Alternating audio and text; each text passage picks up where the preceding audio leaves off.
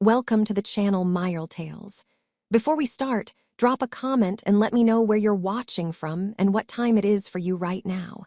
Now, let's get into today's story. Alexander Vance's voice, crisp and cruel, echoed through the microphones, reaching every corner of the grand ballroom at the Plaza Hotel. On this celebratory occasion, there's someone I'd like to officially introduce. The woman beside me, Lucy Herrera, is my lawful wife. The spotlights tightened on the couple. Alex's arms circled Lucy's waist, and they looked like the perfect picture of happiness.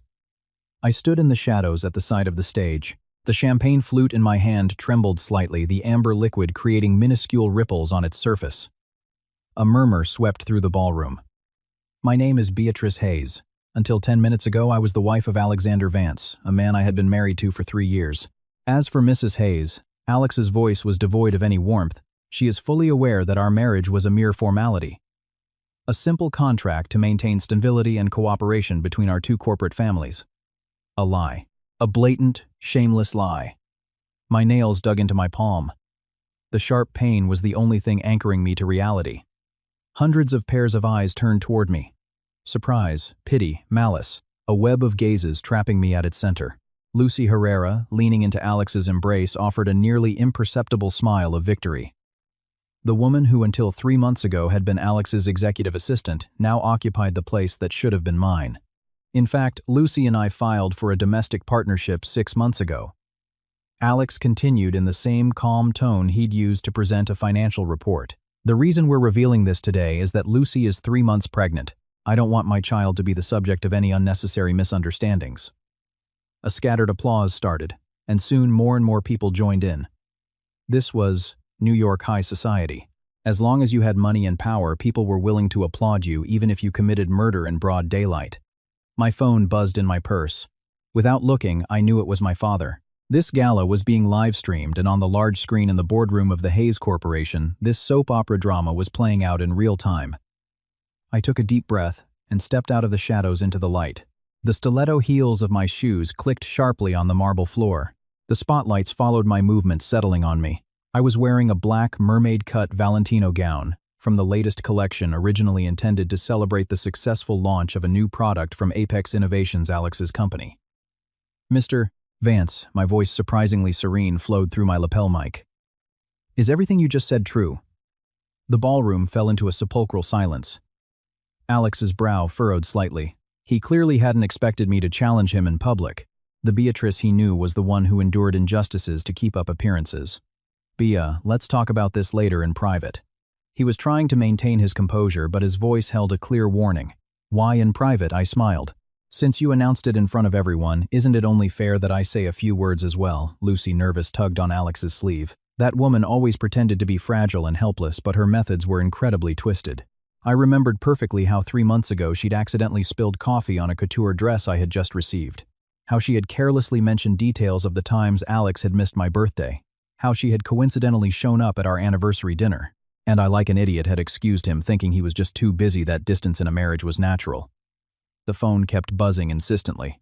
I pulled it from my purse. Sure enough, the name Dad glowed on the screen.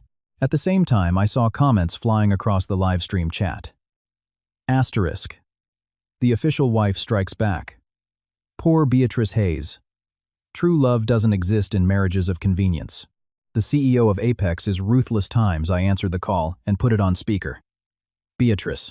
My father's calm voice echoed throughout the ballroom from the phone's microphone. Have you seen the broadcast?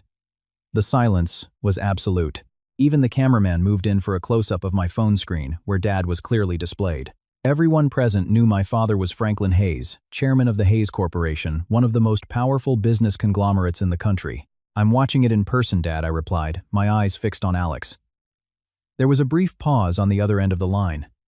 Then, my father's voice, cold as steel, delivered the sentence. Then, daughter announced the divorce, and let Apex Innovations be bankrupt by morning. A collective gasp went through the room. The cameras swung rapidly toward Alex. The color drained from his face. Lucy's mouth hung open, dumbfounded. The call ended, but its effect was like dropping a nuclear bomb in a calm lake. Alex finally reacted, striding toward me. He lowered his voice. B, this is a misunderstanding. I can explain. Explain what I took a step back maintaining the distance. Explain how you were sleeping with me and that woman at the same time. Or how you were using the Hayes Corporation's resources while planning to betray us. The camera flashes were going off like crazy. This scene was more thrilling than any financial drama. It would undoubtedly be on the front page of the Wall Street Journal and page 6 tomorrow. Alex tried to grab my microphone, but I deftly sidestepped him. Mr. Vance, since you love doing things in public, let's talk in public. I smiled at the guests. Ladies and gentlemen, as you can see, a small problem has arisen in my marriage to the CEO of Apex Innovations. Some let out an uncomfortable laugh, but I can assure you of one thing, until today I had absolutely no idea that Mr. Vance had remarried. My voice began to tremble, but I forced myself to maintain composure. And I certainly didn't know that without my knowledge I had become the other woman in someone else's marriage. The room began to stir. The tide of public opinion was shifting. Alex's face turned ashen. Beatrice. Stop. This isn't good for anyone. Oh, times you realize it's not good for anyone, I said with a sneer. You didn't think about the consequences when you decided to humiliate me publicly at your own company's anniversary dinner. I walked toward the central control booth and signaled the technician to change the presentation. The screen, which had been showing the achievements of Apex Innovations, suddenly switched to display a series of bank transfer records. These are the investment records from the Hayes Corporation into Apex Innovations over the last 2 years, I explained calmly. A total of $100 million. The contract clearly stipulates that if Apex Innovations or Alexander Vance personally incurs a serious credit problem, the Hayes Corporation has the right to immediately withdraw its entire investment. Alex stared at me speechless. How do you have that? How do I have it? I laughed. Because besides being your wife, I'm also the special auditor. The Hayes Corporation assigned to Apex Innovations. You seem to have forgotten, but my father doesn't trust anyone. Not even his own son-in-law. The ballroom erupted. Journalists were snapping photos frantically. This financial data was worth far more than some cheap gossip. Suddenly, Lucy ran toward me, pleading through her tears. Mrs. Hayes, it's all my fault. Don't blame Alex. We truly love each other. What a detestable performance. I watched her show with cold detachment. Miss Herrera, you said you're expecting a child with Alexander Vance, correct? I asked. She nodded between sobs, instinctively covering her stomach. Congratulations, I smiled. Then you'll soon realize that, as a mother, the most intolerable thing is for someone to harm your child, and my father just heard perfectly how his daughter was publicly humiliated. Before I could finish, the phones of many guests in the room began to ring in a cascade. What? The stock has plummeted. They've already halted trading. The SEC just announced an emergency financial audit of Apex Innovations. The bank is demanding early repayment of the loan. Cries of panic erupted from all corners. Alex's phone rang as well. After answering, his face turned white as a sheet. My father was a man of his word. The bankruptcy process for Apex Innovations had already begun. Slowly, I removed the wedding ring from my finger. A 5-carat pink diamond, the same one Alex had placed there when he knelt to propose. He said it was the symbol of our eternal love. How ironic. I placed the ring carefully on the stage. The metal clinked against the marble. Alexander Vance. From this moment on, you and I are nothing to each other. As I turned to leave, I heard him grit his teeth. Beatrice Hayes, you'll regret this. I didn't turn back, just left one last sentence hanging in the air. I'm sorry, Alex, but I'm already regretting being blinded by a lowlife like you. Leaving the ballroom, the night air caressed my face. The press swarmed me like bees, but they were blocked by several bodyguards in black suits who appeared out of nowhere. A black Mercedes Maybach pulled up silently in front of me. The door opened and George Sterling, my father's chief of staff, stepped out. Miss Hayes, the chairman is waiting for you.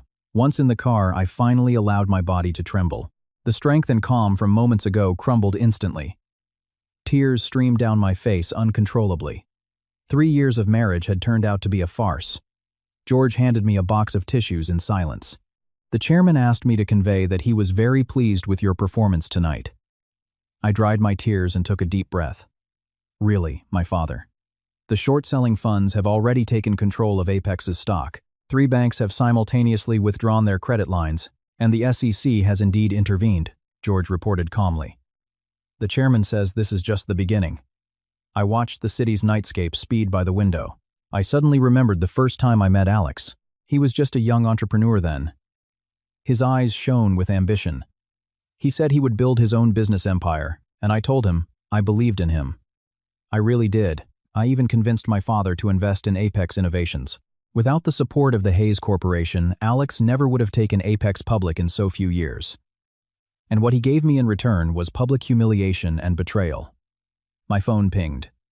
A message from Alex. Asterisk. B, can we talk? It's all a misunderstanding. The one I love is you. Lucy was just a mistake.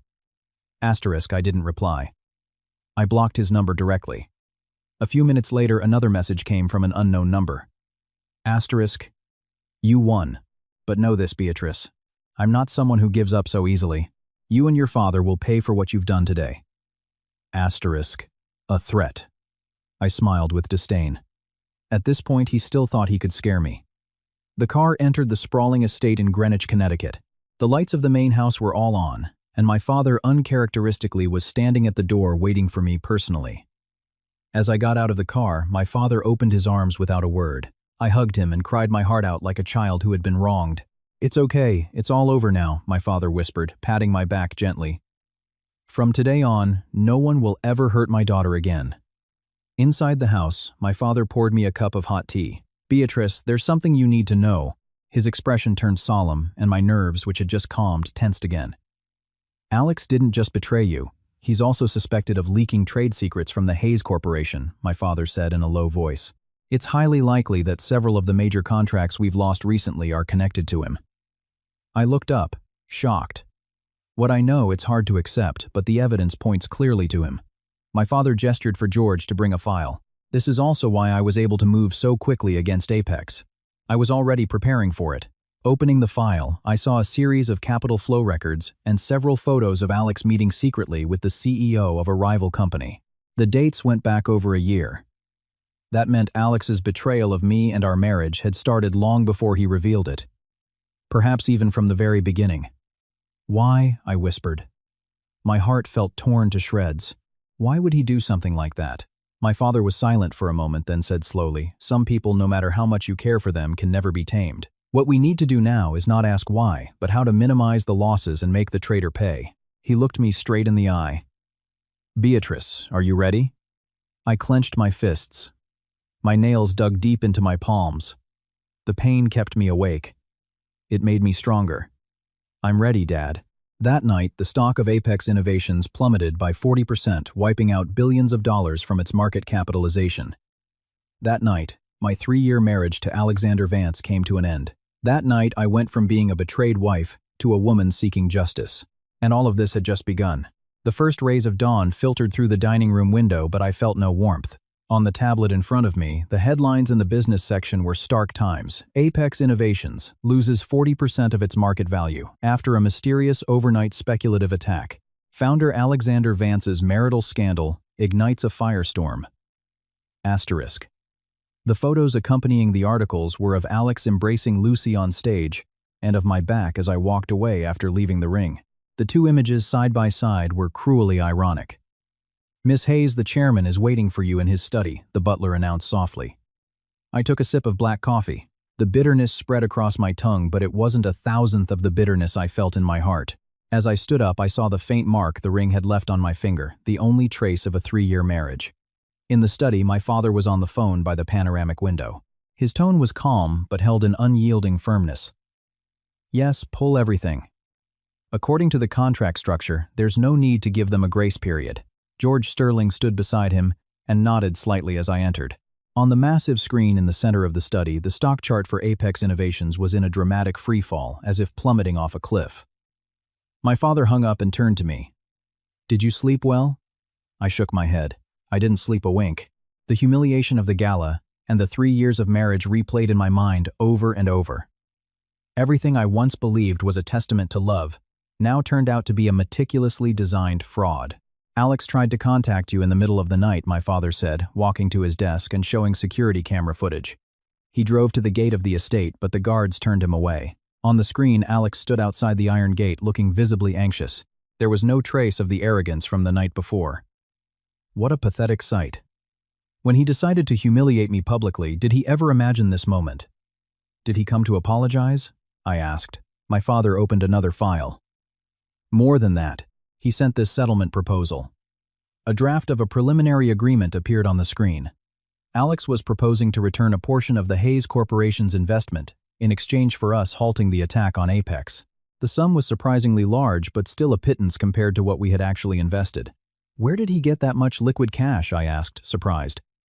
As far as I know, Apex is in an expansion phase. Their cash flow should be quite tight. My father smiled disdainfully. That's the key. Either he's been secretly siphoning assets for some time, or this is just a tactic to buy time. According to our intelligence, George added, Mr. Vance opened several offshore accounts in the last 6 months with very complex capital flows. After the chairman's orders last night, most of those accounts were frozen. But a considerable sum of money has disappeared. I walked closer to the screen to examine the fund flow diagram. An account labeled VR caught my eye. The funds were first transferred to this account, and then dispersed through several shell accounts. VR, I murmured. The alias for his contact was Victor Reed. We noticed that as well, my father nodded. But the holder of that account is not Victor Reed, but a man named Julian Hayes, an American citizen with a suspiciously clean record. Too clean. That's precisely the flaw, I said. Can we trace his relationship to... Julian? We're on it, but it will take time, George replied. All we've confirmed so far is that this Julian has had several transactions with Apex Innovations. He's apparently the CEO of a tech company in Silicon Valley. As we spoke, my phone wouldn't stop vibrating. Countless messages and missed call notifications. Curious friends, hypocritical condolences, interview requests from the media. Among them, one message caught my attention. Asterisk, Bia, it's Laura Bennett. I saw the news. Are you okay? If you need to talk to someone, call me whenever. Asterisk. Laura had been my best friend in college. After graduation, she became a financial journalist. Though we had lost touch in recent years, our friendship was still intact. I need to hold a press conference, I said suddenly. My father raised an eyebrow. Are you sure? Are you ready? In times like these, hiding is the worst thing to do, I said firmly. It's better for me to be the one to speak rather than letting others speculate. Besides, I have a plan, and a press conference is the best place to set a trap. I gave a faint smile. Traders are always eager to see the results of their work, aren't they? 2 hours later, the press room at the Hayes Corporation was packed. I had chosen a sleek, sober white pantsuit. My makeup was sophisticated but not excessive, so as not to appear either haggard or overly aggressive. I wanted to project the image of a calm, rational Beatrice Hayes, the representative of a trustworthy company. Thank you all for coming, I said into the microphone, my voice steady. I know you have many questions. I'll try to answer as many as I can, but I ask for your understanding that some matters are confidential. Hands shot up, and questions rained down like projectiles. Miss Hayes, did you know about Mr. Vance's announcement beforehand? Did the Hayes Corporation intervene in the Apex stock crash? Is it true you're filing for divorce? How will the assets be divided? I raised a hand for silence. I will answer one by one. First, I had absolutely no prior knowledge of Mr. Vance's announcement. It was a shocking and humiliating surprise for me as well. A stir went through the room, and the flashes intensified. Second, regarding Apex Innovations stock, the market has its own rules. As an investor, the Hayes Corporation will of course take necessary measures to protect our interests. I chose my words carefully. As for withdrawing our investment based on the breach of contract, Mr. Vance himself publicly acknowledged it is true that we are exercising our legitimate rights under the contract's clauses. Just then, a familiar figure slipped in through a side door and sat in a corner of the back row. Laura Bennett gave me a slight nod. I continued my statement. Finally, regarding my marriage. I paused for dramatic effect, lowering my gaze. When I looked up again, my eyes were misty, but I fought back the tears. I deeply regret that we have come to this. For the past 3 years, I have wholeheartedly supported my husband's career, but this is the result. The well-timed catch in my voice silenced the room. A wave of sympathy began to spread. I will overcome this pain and focus on the development of the Hayes Corporation and my own future. I managed a forced smile that the cameras captured in close-up. Thank you for your time, Miss Hayes, a journalist suddenly shouted. It's rumored that your marriage to Mr. Vance was a business arrangement from the start. Is that true? A sharp, dangerous question. I recognized the reporter. He was known for digging into private lives and was said to have a close relationship with Apex Innovations. My marriage began with love, I answered firmly, at least on my part. As for Mr. Vance, I let the sentence hang. Then how do you explain Mr. Vance and Miss Herrera filing for a domestic partnership 6 months ago, the reporter pressed. Isn't it possible your relationship was already over and you were just keeping up appearances for business? The question was clearly malicious, intended to shift the blame to me. Just as I was about to respond, my phone vibrated. An urgent message from George Times Movement detected in the VR account. A large sum of money is being transferred to a U.S. entity. The recipient is Nexus Tech. Sole Administrator Lucy Herrera. Asterisk. What an incredible coincidence. I looked up and stared directly at the reporter. Your question is very interesting. Allow me to ask you one. Were you aware that Miss Herrera, the same woman Mr. Vance claims is pregnant, has suddenly formed a company with a registered capital of $50 million? The room buzzed. The reporter, not expecting this counterattack, was momentarily speechless. And it just so happens, I continued, that the incorporation date for this company is exactly 3 months ago, the same time Miss Herrera claims she became pregnant. Don't you find that an astonishing coincidence? The journalists were typing frantically. This was a completely unexpected exclusive. Miss Hayes, are you implying Miss Herrera faked her pregnancy? Another reporter quickly asked. I haven't claimed anything, I smiled. I've simply stated the facts. In this day and age, it's sometimes hard to separate business from feelings. There are people who fake love for money, and people who might fake a pregnancy for money. It's not unheard of. This statement caused an uproar. I took the opportunity to glance at Laura in the back row. She gave me a discreet thumbs up. As soon as I returned to the break room, Laura followed me in. B, you were incredible, she said, hugging me. I recorded everything. That reporter, he was definitely paid off. His questions were completely biased toward Apex. I noticed. I sighed. Laura, I need your help. Laura Bennett had been one of the best investigative journalists. Now an editor-in-chief, her contacts and skills were still sharp. Ask for anything, she said without hesitation. A bastard like that needs to be exposed. I lowered my voice. I don't just think Alex betrayed me. I think he stole trade secrets from the Hayes Corporation. It's very likely several major contracts we recently lost are connected to him. Laura's eyes widened.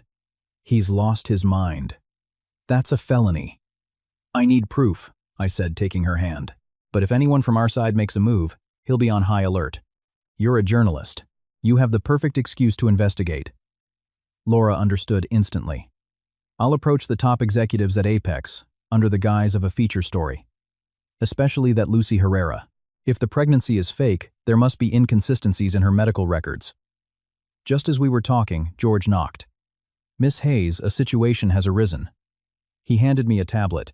On the screen was a live feed from the security cameras.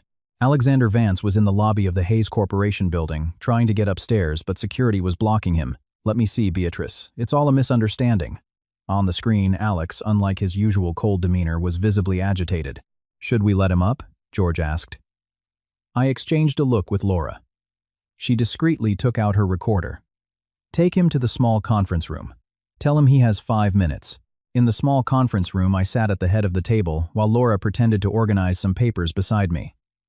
The door opened, and Alex rushed in. His suit was wrinkled, and he had deep, dark circles under his eyes. He clearly hadn't slept. Beatrice, we need to talk, he said urgently, ignoring Laura's presence. Mr. Vance, is there anything left for us to talk about? I replied coldly. Last night. Let me explain, he stammered. Lucy, she threatened me. She said if I didn't make it public, she'd have an abortion. So, you chose to publicly humiliate me.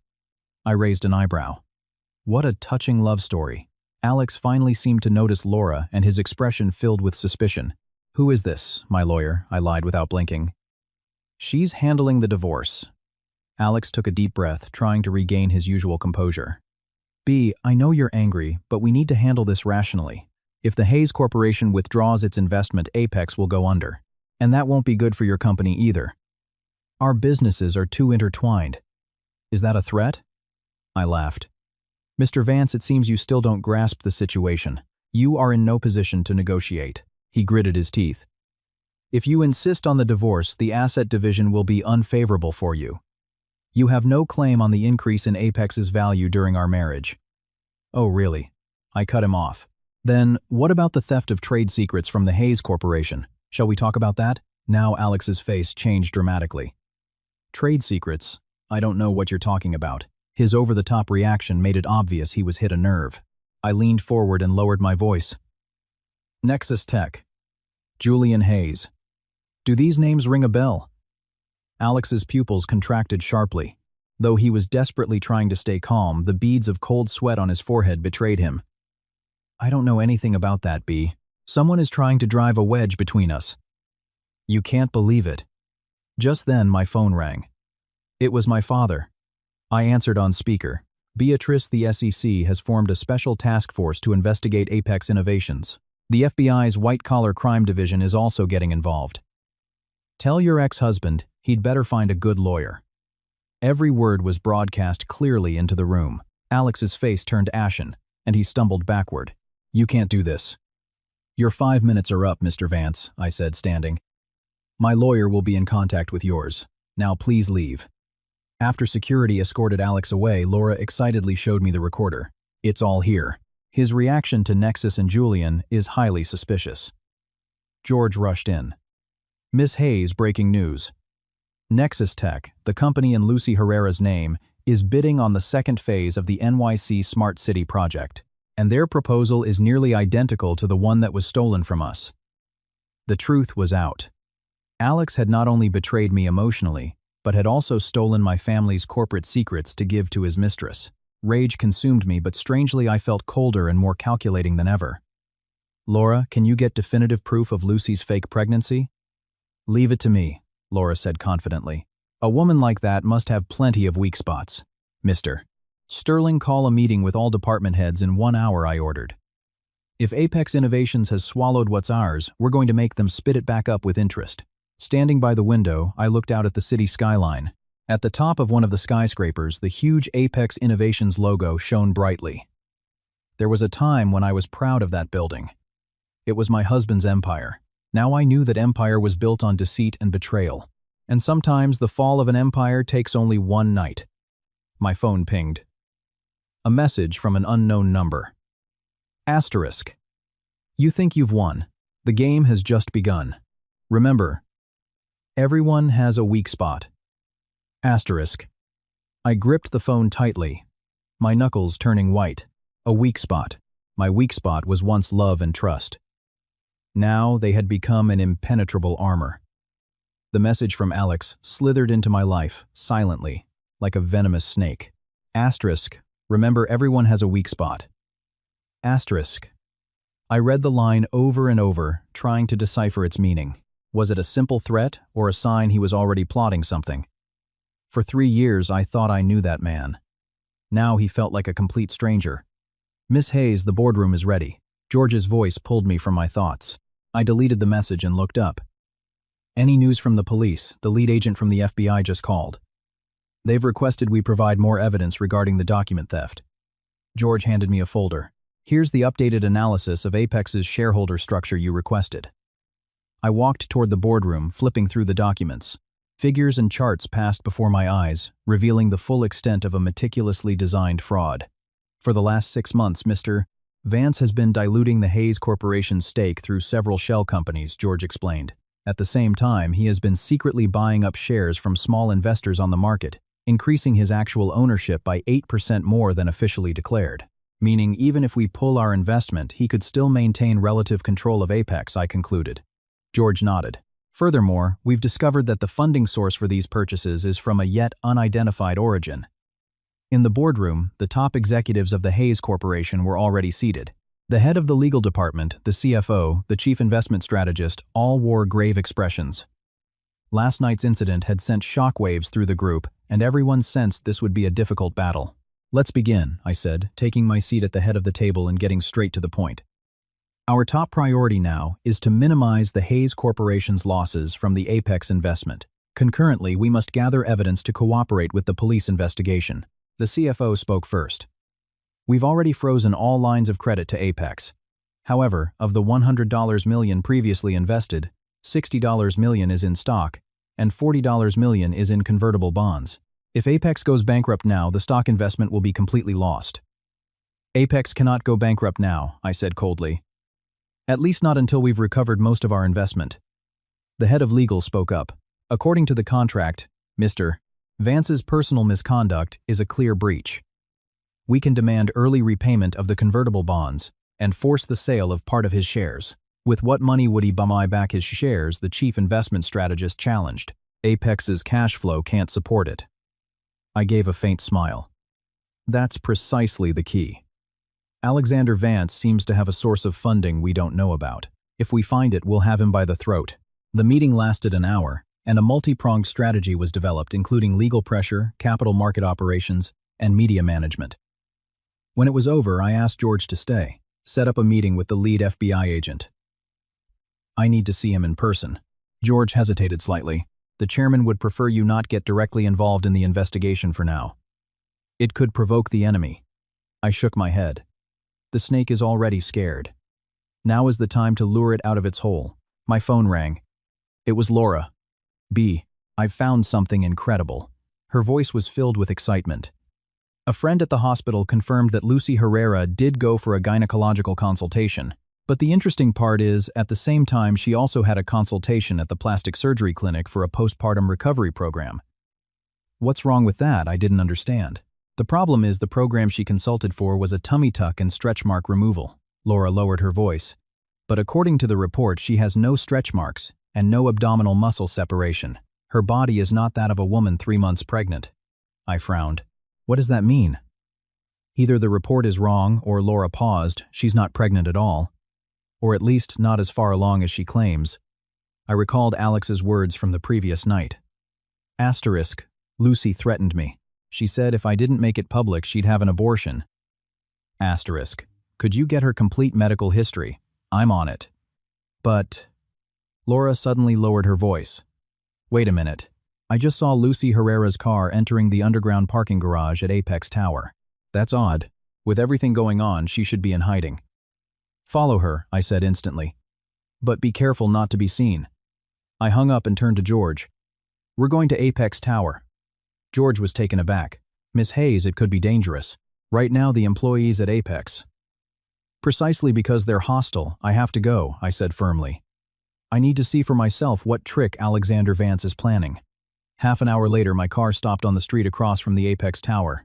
Through the window, I saw journalists still camped out at the entrance. Mr. Vance is in his office on the top floor, George said, looking at surveillance data on his tablet. Strange. The building's security system shows Lucy Herrera is in the VIP meeting room on the 22nd floor. But as far as I know, there are no meetings scheduled there today. Contact our inside source and ask what's happening on the 22nd floor. As a major shareholder, the Hayes Corporation naturally had our own people inside Apex. The response came quickly. The 22nd floor had been temporarily sealed off, guarded only by Alex's closest bodyguards, and it seemed an important visitor had arrived. An important visitor. I grew pensive. Check the records of all vehicles that have entered Apex Tower today. The data was transmitted quickly, and one photo caught my attention. A black Mercedes-Benz S600. The license plate was unfamiliar, but the access permit under the windshield read times Nexus Tech *. Nexus Tech, Lucy Herrera's company. Victor Reed. Mr. Sterling, you said Victor Reed was a Hispanic American. Yes, with a record so clean it's almost impossible to trace. I stared at the car. Suddenly, I had a hunch. Too clean is the problem. Check the country's entry and exit records for this license plate. I need to know when it entered the U.S. While waiting for the results, a message came from Laura. Asterisk Bea. I saw Lucy Herrera coming up from the garage with a man. East Asian, about 40. Very elegantly dressed. He doesn't look like an ordinary person. Asterisk. She then sent a blurry photo. The man's profile was sharp. He wore gold-rimmed glasses and exuded an air of distinction. I zoomed in on the photo to see the watch on his wrist. A limited edition Patek Philippe. A watch worth as much as a luxury apartment. Just then, George received a call. After listening, his expression turned strange. Miss Hayes, according to immigration records, Victor Reed entered the country 3 days ago. But the odd thing is, the name on the passport he used wasn't Victor Reed but Julian Hayes. Julian Hayes. The name sounded familiar, but I couldn't place it. George continued to check the data and suddenly held his breath. Julian Hayes was the main culprit in a famous industrial espionage case 15 years ago. He went to the U.S. afterward and changed his name. He was the one who stole trade secrets from the Hayes Corporation in the past. I suddenly remembered everything. My father had mentioned that case. He said a major project of the Hayes Corporation almost went under because of him.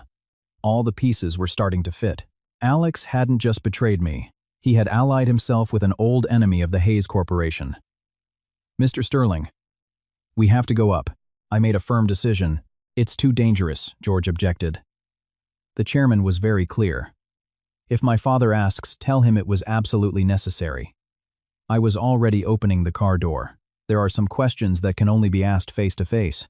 Escorted by bodyguards, I headed straight for the Apex Tower. The journalists recognized me instantly and swarmed like bees. Miss Hayes, have you come to negotiate with Mr. Vance? Is the complete withdrawal of investment true? What do you think of Miss Herrera's company bidding on the NYC project? I ignored all the questions and entered the building under the protection of my bodyguards. The receptionist, following instructions, tried to stop me. Miss Hayes, I'm sorry, you need an appointment.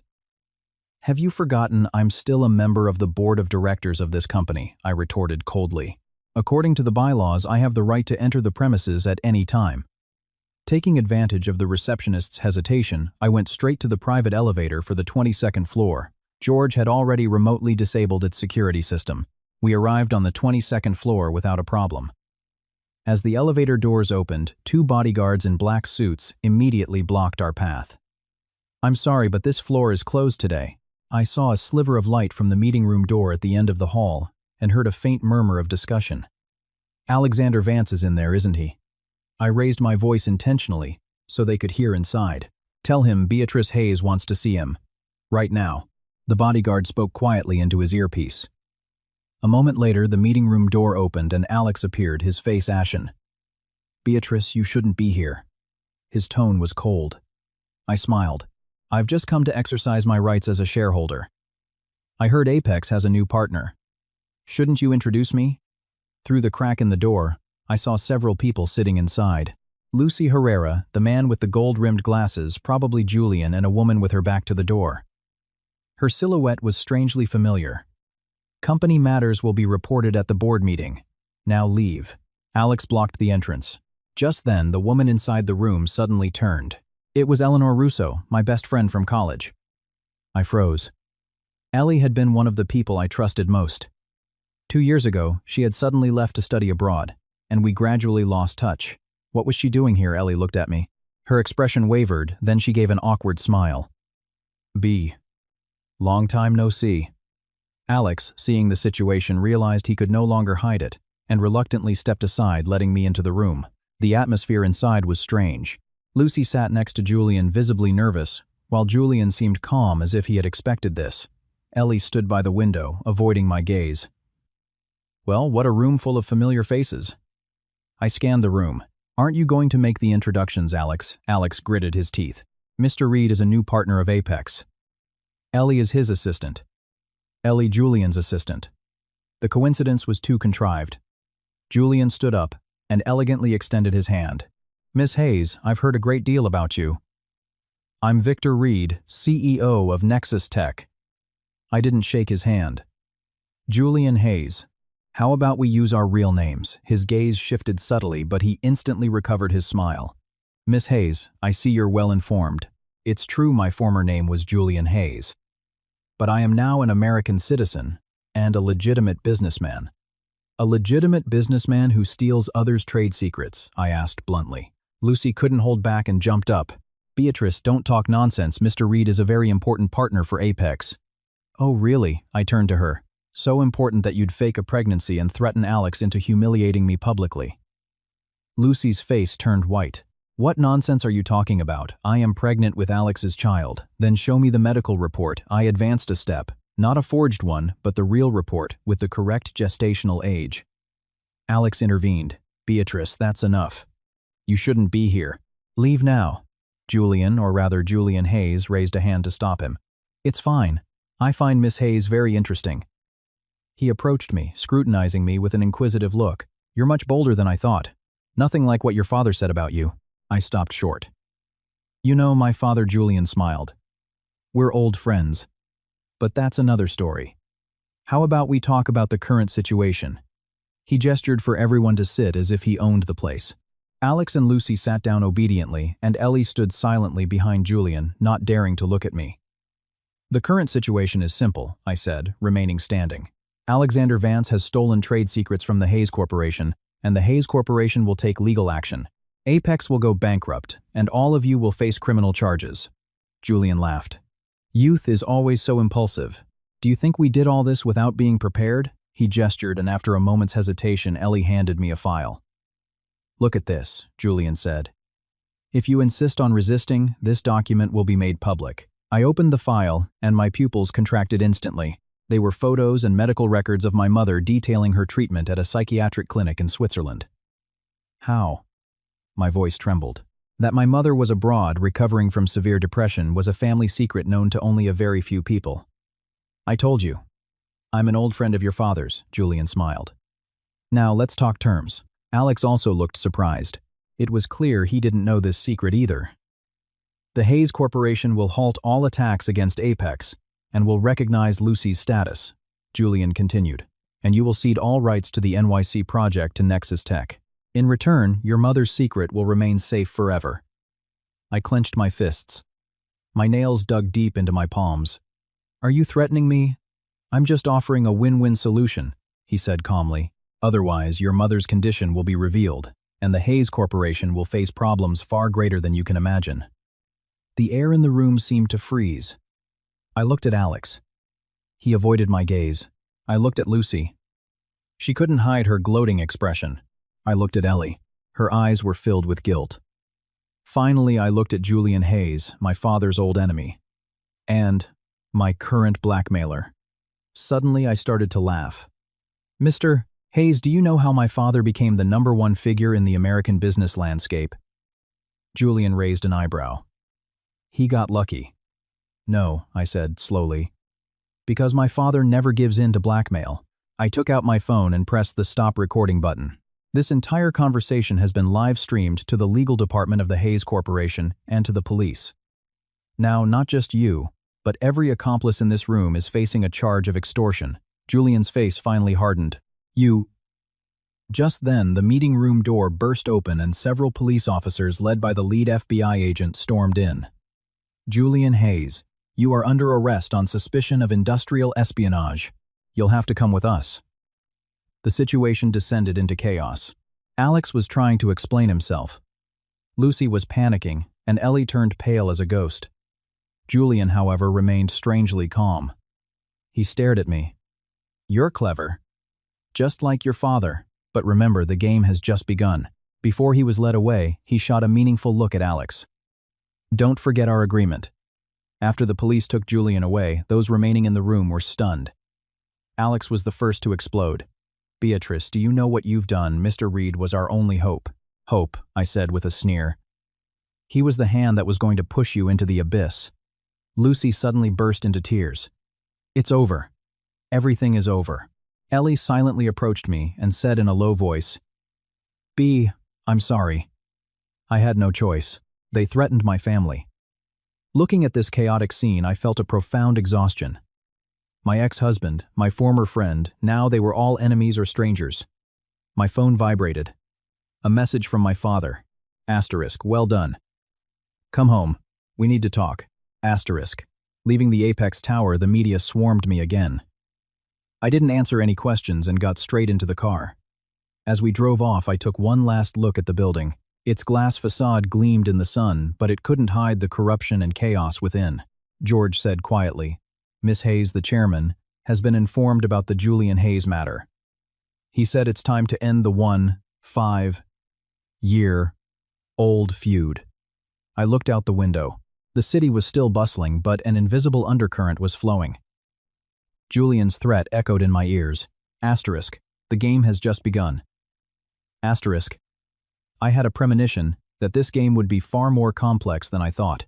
In the study of the Greenwich mansion, my father stood before a wall of old photos contemplating a faded one. I approached silently and looked at it. A young Franklin Hayes and a man who resembled him but with a sharper air stood with their arms around each other, smiling broadly. "That's Julian," my father said quietly without turning. "There was a time he used the name Julian Hayes. He's my brother." I froze. I looked at the familiar yet strange face in the photo. My father's brother. I never knew I had an uncle. Why, I didn't know what to ask. Too many questions flooded my mind. My father turned. In his eyes was a deep weariness and pain I had never seen before. 25 years ago, Julian was my most capable partner and the co-founder of the Hayes Corporation. Together, we turned a small trading company into the group it is today.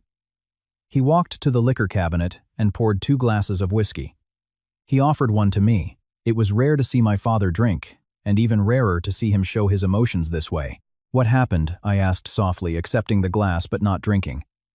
My father took a sip of whiskey. His gaze was lost in the distance. Our opinions diverged.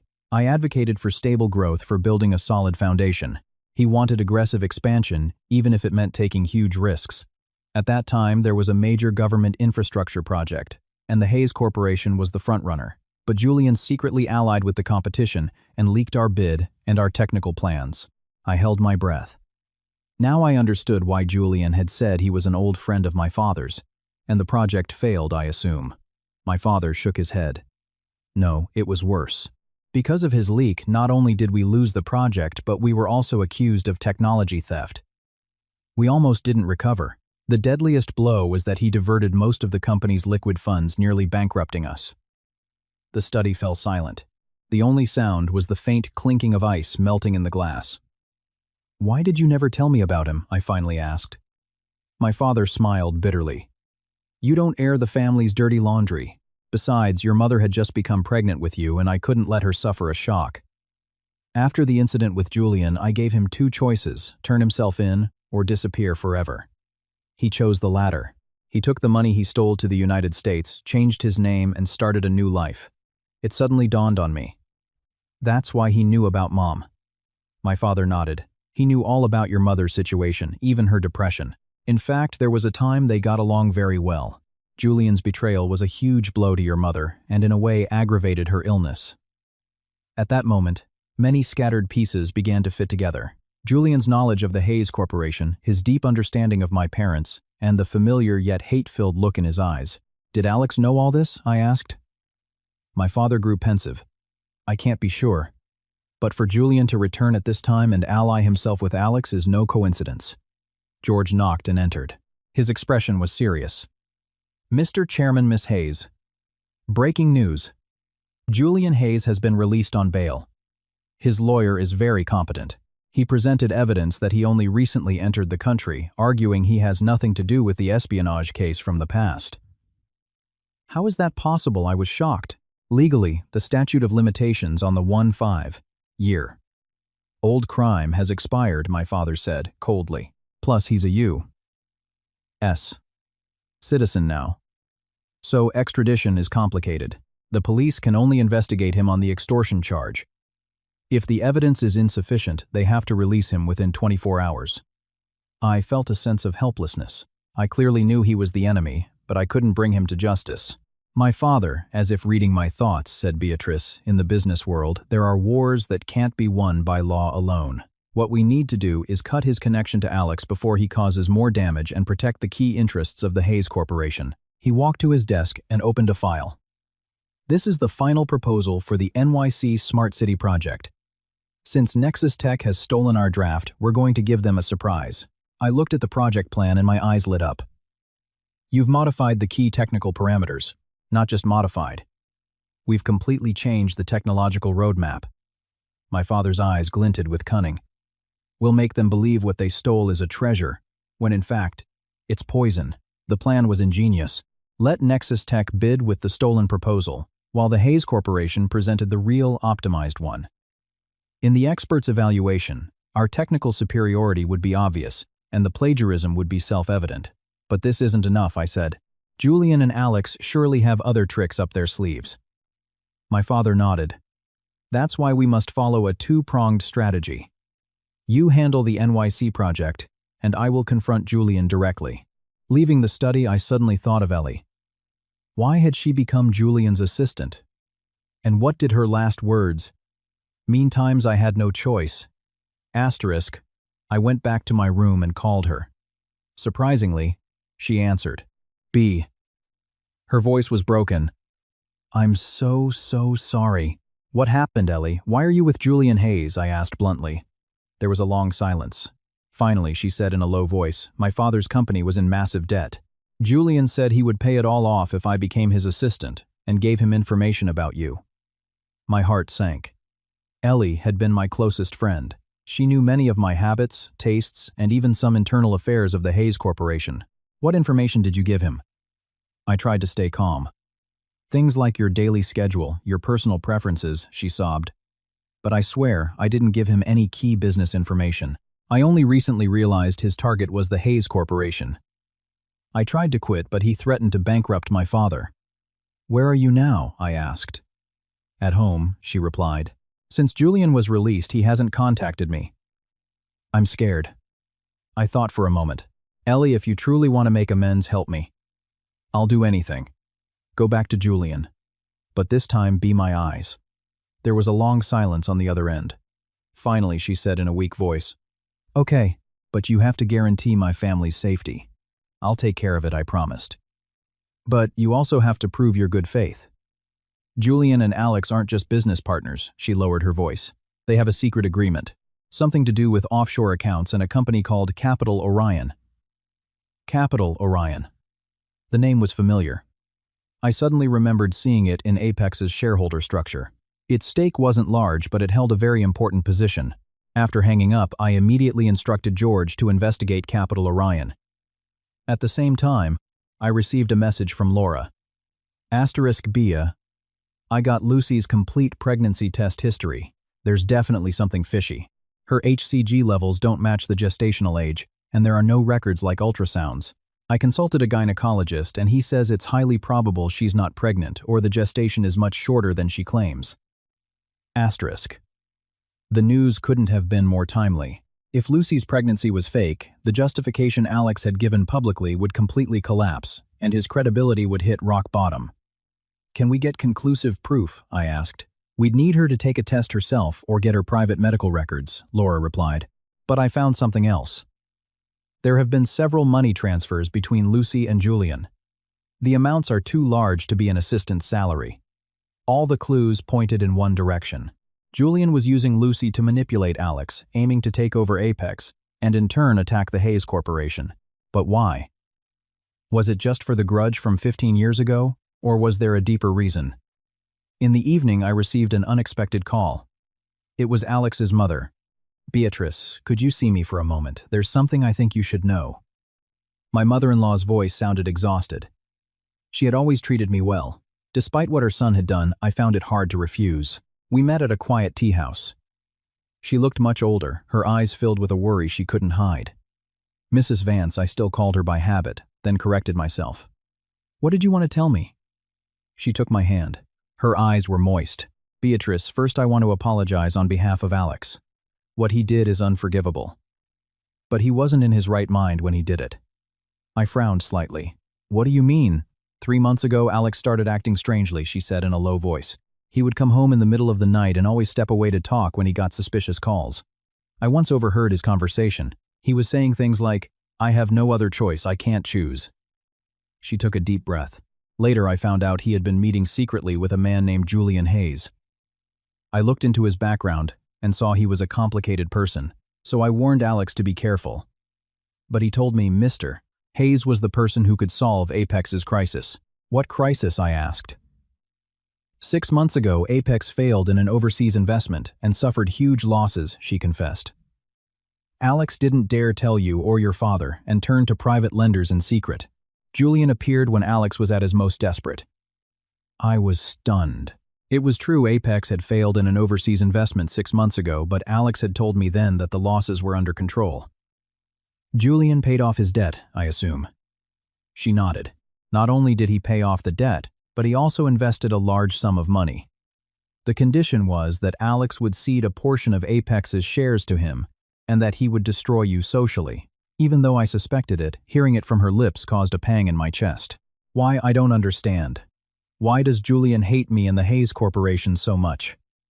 Her gaze became complex. He said, it was revenge. Revenge for everything your father did to him in the past.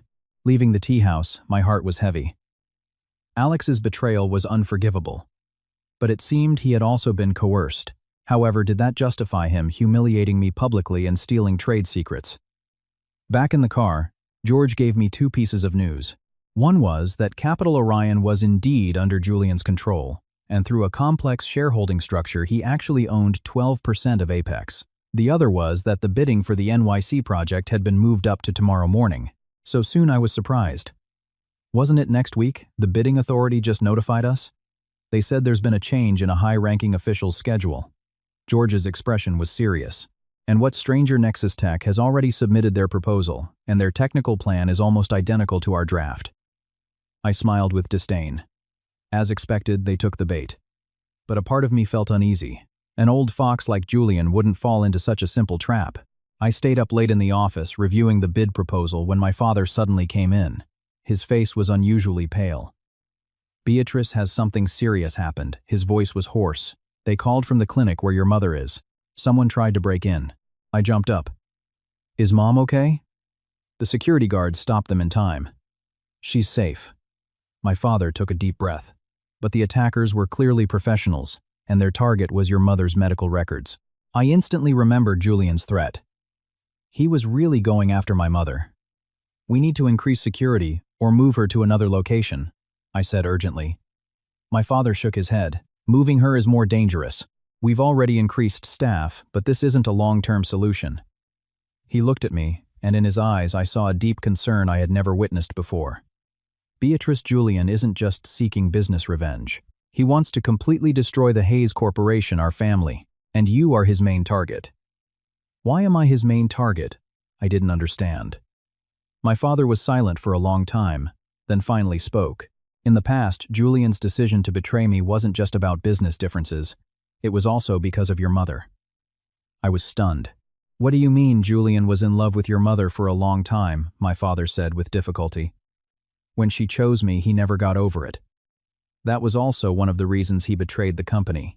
This truth was like a hammer blow to my heart. So Julian wasn't just seeking business revenge, but also revenge for love. That's why I had become his target, because I was the fruit of my parents' love. My father placed a hand on my shoulder. After tomorrow's presentation, you should go abroad for a while. No, I said firmly.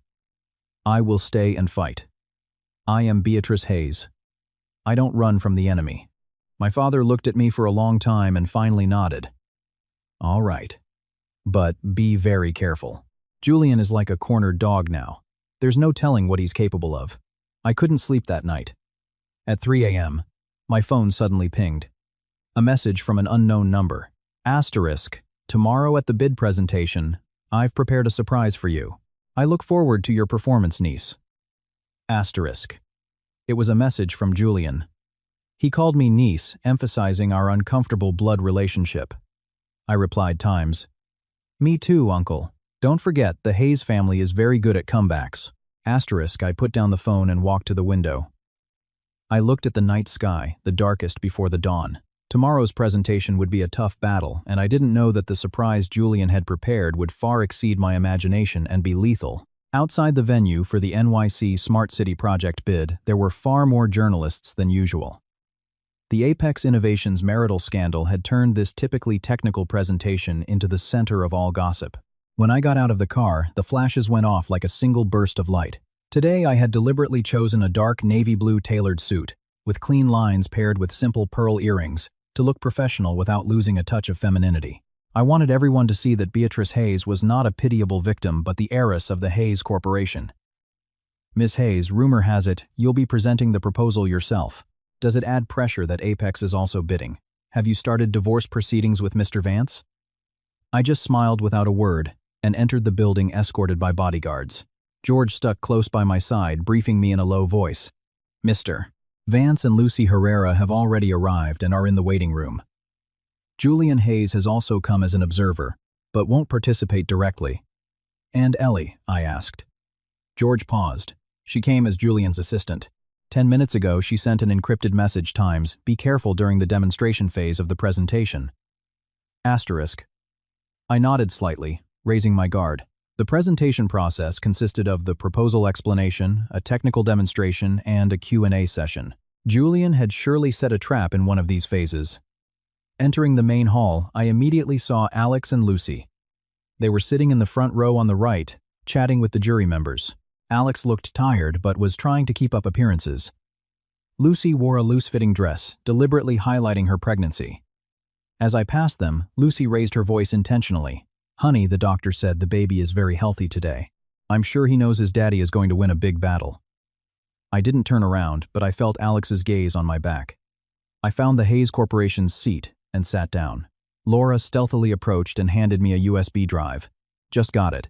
Lucy's complete medical history." She was not pregnant, at least not for 3 months, no way. I pocketed the USB drive. It wasn't the right time yet. At 9 a.m., the bid presentation officially began. 5 companies were participating, but the real competitors were the Hayes Corporation and Apex Innovations, or rather Nexus Tech. By lottery, the Hayes Corporation was last, and Apex was first. Alex took the stage. He seemed to exude confidence. His presentation was smooth and professional, and the technical solution he proposed was very impressive because it was essentially the Hayes Corporation's draft. They had only changed the logo. I noticed several experts on the jury exchanging glances. One frowned slightly. It was clear they also realized the proposal was very similar to the technical roadmap the Hayes Corporation had previously published. In the Q&A round, a jury member asked Mr. Vance, "The intelligent energy management system in your proposal is very similar to the technical white paper the Hayes Corporation published last month. Could you explain?" Alex calmly replied, "It's a common technical direction in the industry, so there may be similarities. However, Apex's algorithm has its own optimizations. The specific parameters will be revealed in detail once the project is awarded." It was sophistry, but I remained silent. It wasn't time to show my hand. The presentations from the other companies were mediocre. Finally, it was our turn. I went to the stage, took a deep breath, and put on a confident smile. "Ladies and gentlemen of the jury, today on behalf of the Hayes Corporation, I will present our City of the Future solution custom designed for the NYC Smart City project." I opened the presentation and deliberately skipped the first few slides, similar to Apex's. You may have noticed that our proposal is superficially similar to that of Apex Innovations. But the truth is, 3 months ago, we had already completely innovated our technological roadmap. A slight murmur went through the hall. Alex sat up straighter, and Lucy's face changed subtly. I continued presenting the real new technology, a more efficient energy system, smarter traffic management, the application of greener materials. The jury members were clearly fascinated, and some began to take notes. Most importantly, I pulled out my trump card. We have collaborated with MIT to develop a proprietary AI-based urban management system for which we have already applied for a patent. This was the ultimate weapon my father had revealed to me the night before, a secret collaboration with the country's leading research institution, a fact known to only a very few people within the company. When I finished, the applause was much more enthusiastic than before. In the Q&A, all the jury's questions focused on our innovative technologies. Everything seemed to be going smoothly, until the demonstration phase. According to the rules, each company had to live demonstrate part of its technology's functions. Our demonstration involved a sophisticated model and a real-time data screen to show the simulated operation of the smart city. I explained next to the model, while George operated the system. It started smoothly, but I gradually noticed George struggling to operate the system, his forehead beaded with sweat. "Next, we will show you the traffic flow optimization system," I said, following the script, but George couldn't press the corresponding button. Suddenly, the demonstration screen flickered several times and turned into a blue screen of death. A murmur went through the hall. Technicians rushed to help, but the screen suddenly lit up again. However, what appeared was not the intended content. It was my mother's medical records. Asterisk. No times, I almost screamed. The screen clearly read times, patient Carmen Hayes. Diagnosis, major depressive disorder. Treatment institution, Alpine Health Center, Switzerland. Asterisk. The journalists were snapping photos frantically, and the room descended into chaos. I stood frozen, my blood turning to ice. This was Julian's surprise. Alex stood up, feigning concern. Beatrice, what's going on? Shouldn't we take a break? I snapped back to reality. In the back of the room, I saw Julian with a faint smile. Ellie stood beside him, her face pale, shaking her head as if she had nothing to do with it. I took a deep breath and forced myself to remain calm. My apologies, it seems our system has suffered a cyber attack. This only proves the importance of network security, and our proposal includes a state-of-the-art defense system to solve precisely this problem. The jury members nodded at my witty response, but the damage was done. My mother's privacy had been exposed to the entire world. My heart felt like it was bleeding. The demonstration ended hastily, and as the jury members retired to deliberate, I ran to the break room and locked the door. The tears finally came. Julian didn't just want to beat us in business. He wanted to destroy my father and me psychologically. Asterisk. Knock knock. Asterisk. It was George's voice. Miss Hayes, we've found it. Someone planted a virus in our system. It's activated by a specific sound wave frequency.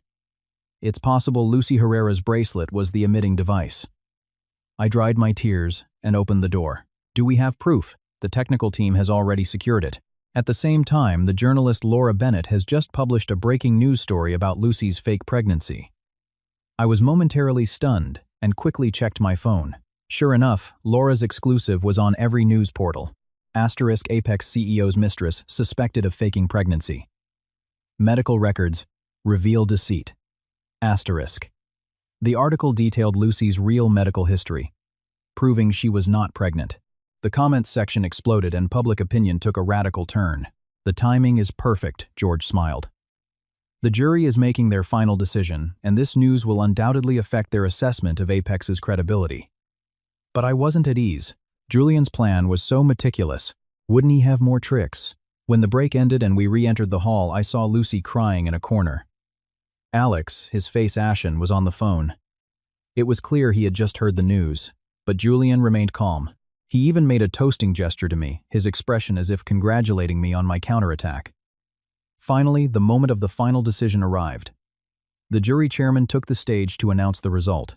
After thorough deliberation, the winning bidder for the NYC Smart City project is the Hayes Corporation. The Hayes Corporation team members burst into cheers, but I didn't let my guard down. It had been too easy. It wasn't Julian's style. Sure enough, Alex suddenly stood up. I protest. The Hayes Corporation has used unfair competition to leak our company's trade secrets. The room fell silent. The jury chairman frowned. Mr. Vance, present your evidence. Alex held up a USB drive. I have proof here that the Hayes Corporation stole Apex's technical solution. In fact, Miss Beatrice Hayes, resentful over her failed marriage, used her position to steal Apex's key technology and is now framing us. I was speechless at his audacity. The jury members began to murmur. They were clearly wavering. Julian smiled, as if enjoying this magnificent play he had directed. Just as I was about to rebut, my phone vibrated. An urgent message from Ellie. Asterisk. Check your email. Now. Asterisk. I signaled George to open the email on the tablet. An anonymous email contained an audio file. When he clicked it, the voices of Alex and Lucy were heard clearly. Asterisk. Just by getting the Hayes Corporation's tech, Mr. Reed has promised us triple the reward. But that's Beatrice's family. Don't talk to me about that woman. The Hayes family has always looked down on me. Now they're going to get a taste of their own medicine. Asterisk. It was clearly an illegal wiretap, but its content was shocking. It was Alex's confession that he had conspired with Julian to steal our technology. I immediately had George connect the audio to the hall's speakers. When Alex's voice echoed through the room, his face turned white as wax.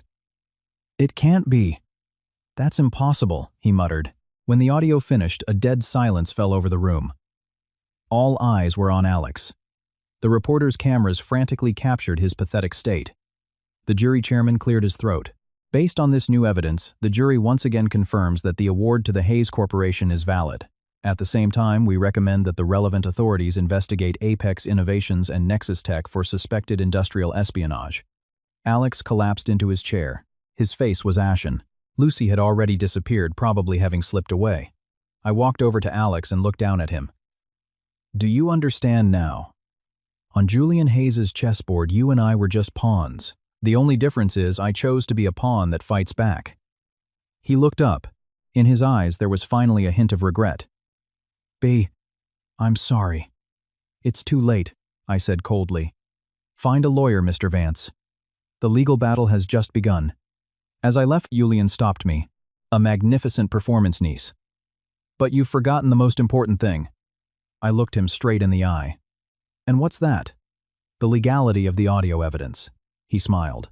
"Do you think a recording obtained illegally will be admitted as evidence in a trial, especially if its origin is dubious, right?" My heart sank. He was right. Illegally obtained, evidence could be dismissed. Besides, he lowered his voice, your mother's medical records are already public. Imagine the impact on the stock when it's known that the wife of the Hayes Corporation's chairman is mentally ill. I clenched my fists. You will pay for all of this. Julian laughed. I've already paid. I've waited 15 years. Tell Franklin Hayes that the game has just entered the second round. After Julian left, George rushed over. Miss Hayes, breaking news. There's been another incident at your mother's clinic. I felt my heart stop. What happened to my mother, not to Mrs. Hayes herself, George quickly explained. A nurse at the clinic was caught red-handed trying to steal the medical records. She confessed she was hired by a certain Julian Hayes. Do we have proof? I asked urgently. She was caught with the documents. The police have already intervened, George said. This time, it's enough to charge him with invasion of privacy and bribery. Finally, some good news. I immediately called my father to inform him. After listening, he was silent for a moment, then said, Beatrice, well done. But come home now. Julian won't stand by idly. I'm worried about your safety. Back at the Hayes Corporation, I kept replaying the day's events. We had won the bid, but Julian's threat still lingered. Especially the harm he had done to my mother was unforgivable. The car entered the underground garage. Just as I was about to get out, I heard a sharp scream. Watch out, immediately after a gunshot rang out. The bullet shattered the car window next to me. The bodyguards quickly surrounded me while another ran in the direction of the shot. Amid the chaos, I saw a figure fleeing hastily. The silhouette was vaguely familiar. Miss Hayes, are you all right, George? Asked his voice tense. I shook my head, my heart pounding. And the shooter, the head of security, returned, his expression grim. He got away, but he left this. He handed me a shell casing and a pin. A capital Orion lapel pin. A cornered Julian had started to resort to violence. Back in the office, though, I couldn't calm down. I forced myself to regain composure. The fact that Julian was acting so extremely meant he was running out of time or was under immense pressure. Why was he in such a hurry? I checked Apex's stock. It had already hit an all-time low and was about to be delisted. The value of Capital Orion's stake had been drastically reduced, and Julian's investment was evaporating. At the same time, Nexus Tech, under investigation for espionage, had all its operations frozen. Julian's dual investment was crumbling. That's why he had resorted to desperate measures. I understood he needed to win quickly or lose everything. George answered a call, his expression turning strange. Miss Hayes, the police say they've found the shooter. Who is it? I asked urgently. Eleanor Russo's father, George said, as if he couldn't believe it. He confessed he acted under Julian Hayes's orders, but he says his intention wasn't to kill, but to warn. I remembered what Ellie had told me, that her father was being controlled by Julian. Now Julian had directly used him to commit a crime. This had crossed every line. Does Ellie know? Probably not yet. Just as George finished speaking, my phone rang. It was Ellie. When I answered, I heard her sobbing. B, I'm sorry. My father, that man, Julian, he threatened him. He said if he didn't do it, he would bankrupt our family and put my brother in jail. I closed my eyes. Julian's evil was beyond my imagination, using a father's love for his children to force him to commit a crime. Ellie, where are you now? At home. But I'm scared. Julian's people might be watching me. Come to the Hayes Corporation, I decided. I will guarantee your safety. After hanging up, I immediately arranged for staff to bring Ellie over. At the same time, I thought that Julian's weak spot might be precisely this. He was so ruthless that he didn't hesitate to sacrifice his pawns. And this could make other pawns betray him. If I could get more of Julian's people to switch sides. Just then I received an anonymous message. Asterisk. Want to end all this? Come to the pier tonight at 10. Warehouse number 7. Just you and me. Asterisk. A direct invitation from Julian. It was an obvious trap, but it could also be an opportunity. George strongly objected. It's too dangerous. You can't go. After much thought, I finally said, get ready. I'll go. But not alone. Deploy men around the area. I have to see this so-called uncle of mine face to face and find out what he really wants. Night fell, and the city lights began to twinkle. I looked out the window, my heart filled with tension and determination. Perhaps tonight, I could put an end to this hateful feud. But I didn't know that the meeting at the pier would reveal an even more astonishing secret and completely change my perception of everything. At 9:40 p.m., from the top floor of the Hayes Corporation building, I watched the faint lights of the distant pier. George stood behind me, trying one last time to dissuade me. Miss Hayes, it's too risky. We can ask the police to deploy a team. You don't need to go in person. I shook my head. Julian summoned me. If he finds out the police are involved, he won't say anything. I have to go. At least let me go in with you, George insisted. He said to come alone. I turned to look at him. Instead, position men outside and move in if there's any sign of trouble. Realizing he couldn't persuade me, George nodded. We've already stationed 12 bodyguards in the pier area. We also have a sniper in position and will monitor with drones. If we detect any danger, we will intervene immediately. I put on a bulletproof vest under a black trench coat. In the mirror, my face was pale, but my gaze was firm. Tonight, the man I was facing was not just a business competitor, but my own uncle driven by a blood feud. As the car headed to the pier, I kept mulling over Julian's intentions. Why did he want to see me alone? Negotiation or revenge? My phone rang. It was my father. I hesitated for a moment, then answered, Beatrice, I know you're going to see him. My father's voice was grave. I have to tell you something about Julian, about your uncle's past. I gripped the phone tightly. Tell me, in the past, the reason I cast him out wasn't just for the business betrayal, my father said with difficulty. It was because he did something unforgivable to your mother. My heart sank. Unforgivable. My father was silent for a long time, then finally said, He tried to assault your mother. That was the last straw. The news hit me like a sledgehammer. I thought it had only been a business betrayal, but behind it was such a sordid story. Why? Why are you telling me this now? My voice trembled. I didn't want you to carry this burden, my father sighed. But now you have to know the truth. Julian hates me, and he hates you too because you are the fruit of our love. Be careful, Beatrice. He's capable of anything. After hanging up, it took me a long time to regain my composure. The image of Julian had completely collapsed in my mind. From a business trader, he had become a morally depraved criminal. I arrived at the pier, got out of the car, and took a deep breath of the salty sea air. Then I walked alone toward the agreed location, Warehouse 7. The warehouse door was ajar, a dim light spilling from within. I pushed the door and entered. Julian was standing in the center, his back to me. You came, niece. Braver than I thought. He didn't turn around. What do you have to say? Say it quickly. I kept my distance, clutching the pepper spray in my pocket. He turned slowly. A strange smile played on his face. First, congratulations on winning the bid today. A magnificent counterattack. Thank you. Now explain why you called me here. He took a few steps toward me, and I backed away on alert. I wanted to tell you a story. A story of 2 brothers and 1 woman. I've heard that story, I said coldly. The story of how you betrayed your brother, and even tried to assault your sister-in-law. Julian's smile froze, then turned fierce. Is that what Franklin told you? A typical distortion of the facts. He suddenly became agitated. I loved Carmen first. I waited for her for 3 years. Before your father bought her with his money and power, I remained silent, letting him talk. The business differences were just an excuse, his voice rose. The real reason was that I couldn't stand seeing them happy every day. I couldn't stand Franklin having everything and me having nothing, so you betrayed the family, stole secrets, and even my mother. I couldn't finish the sentence. Julian smiled with disdain. That night, Carmen came to me of her own free will. She said she regretted choosing Franklin. She said she actually loved me. What do you know? Lies I couldn't help but retort. My mother never loved you. His gaze changed, filling with hatred. How would you know because your father told you so? Franklin is the eternal saint and I am the devil.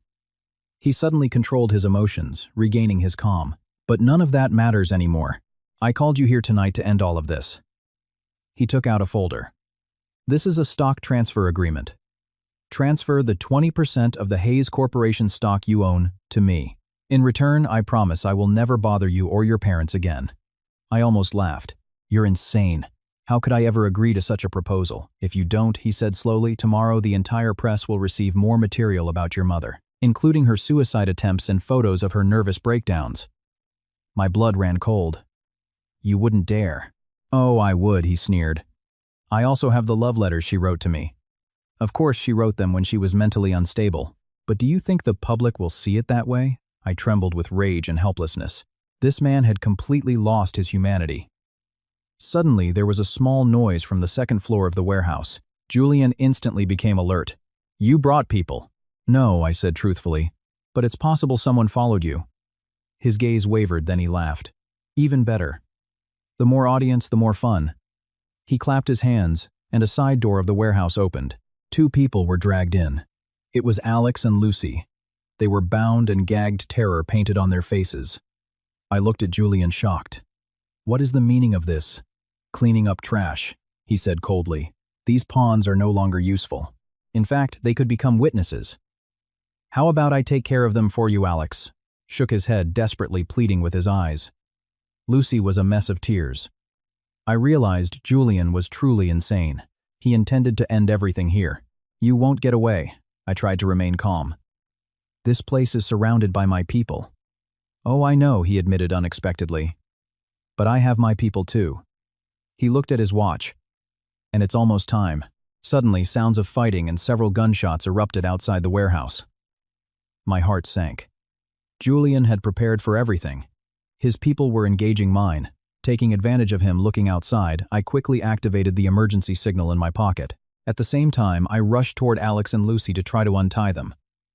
Don't move. Julian pointed a gun at me. Stay where you are. I froze, staring down the barrel of his gun. Are you really going to kill someone over a 5-year-old grudge? Grudge, he laughed. No. For the future. Half of the Hayes Corporation was originally mine. I'm just taking back what belongs to me. The fight outside intensified. Suddenly, there was a noise on the warehouse roof, and several black shadows descended silently. It was the special security team led by George. Seeing them, Julian instantly took me hostage. The gun barrel pressed against my temple. Nobody move or I'll kill her. The security team froze.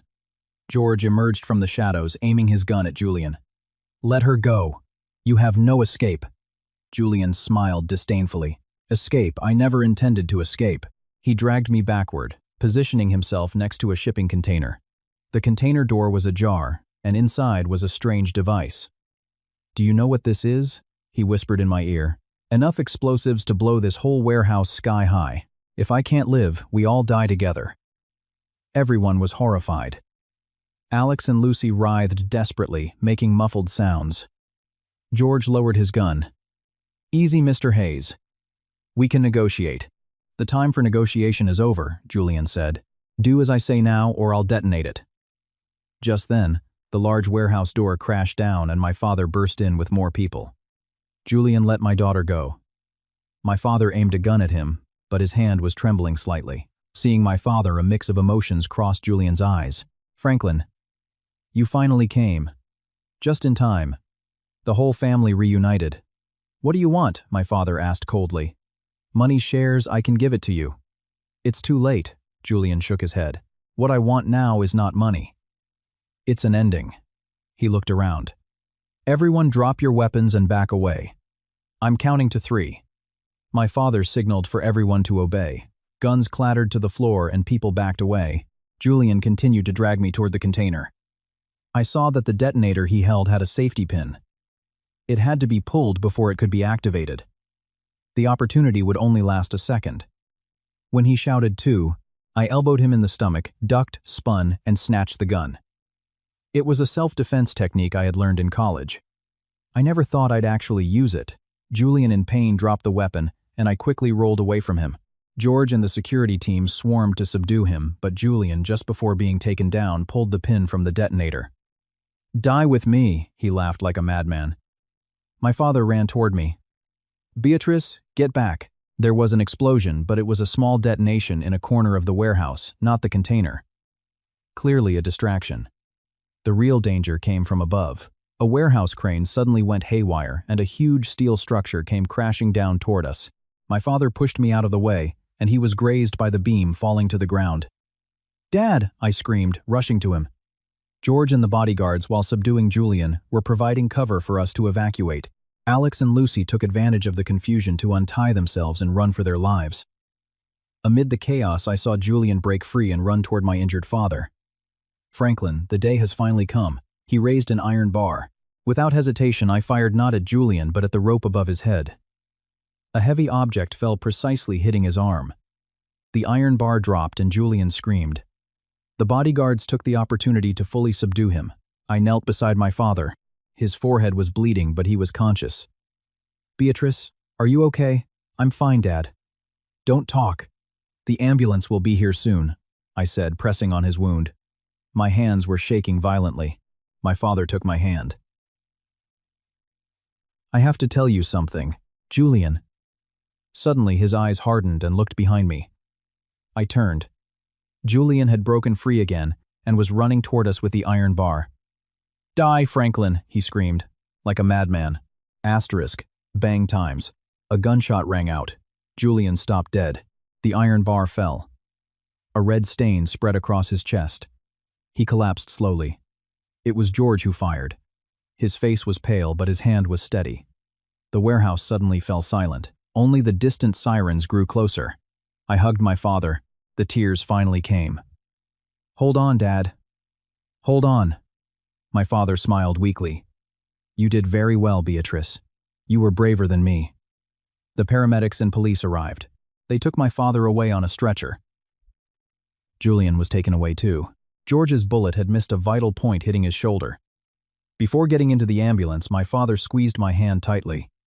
"Beatrice, I'm leaving the Hayes Corporation in your hands." I nodded through my tears. "I'll protect it, Dad, until you come back." After my father was taken away, I stood amidst the wreckage. An unprecedented exhaustion and weight overwhelmed me.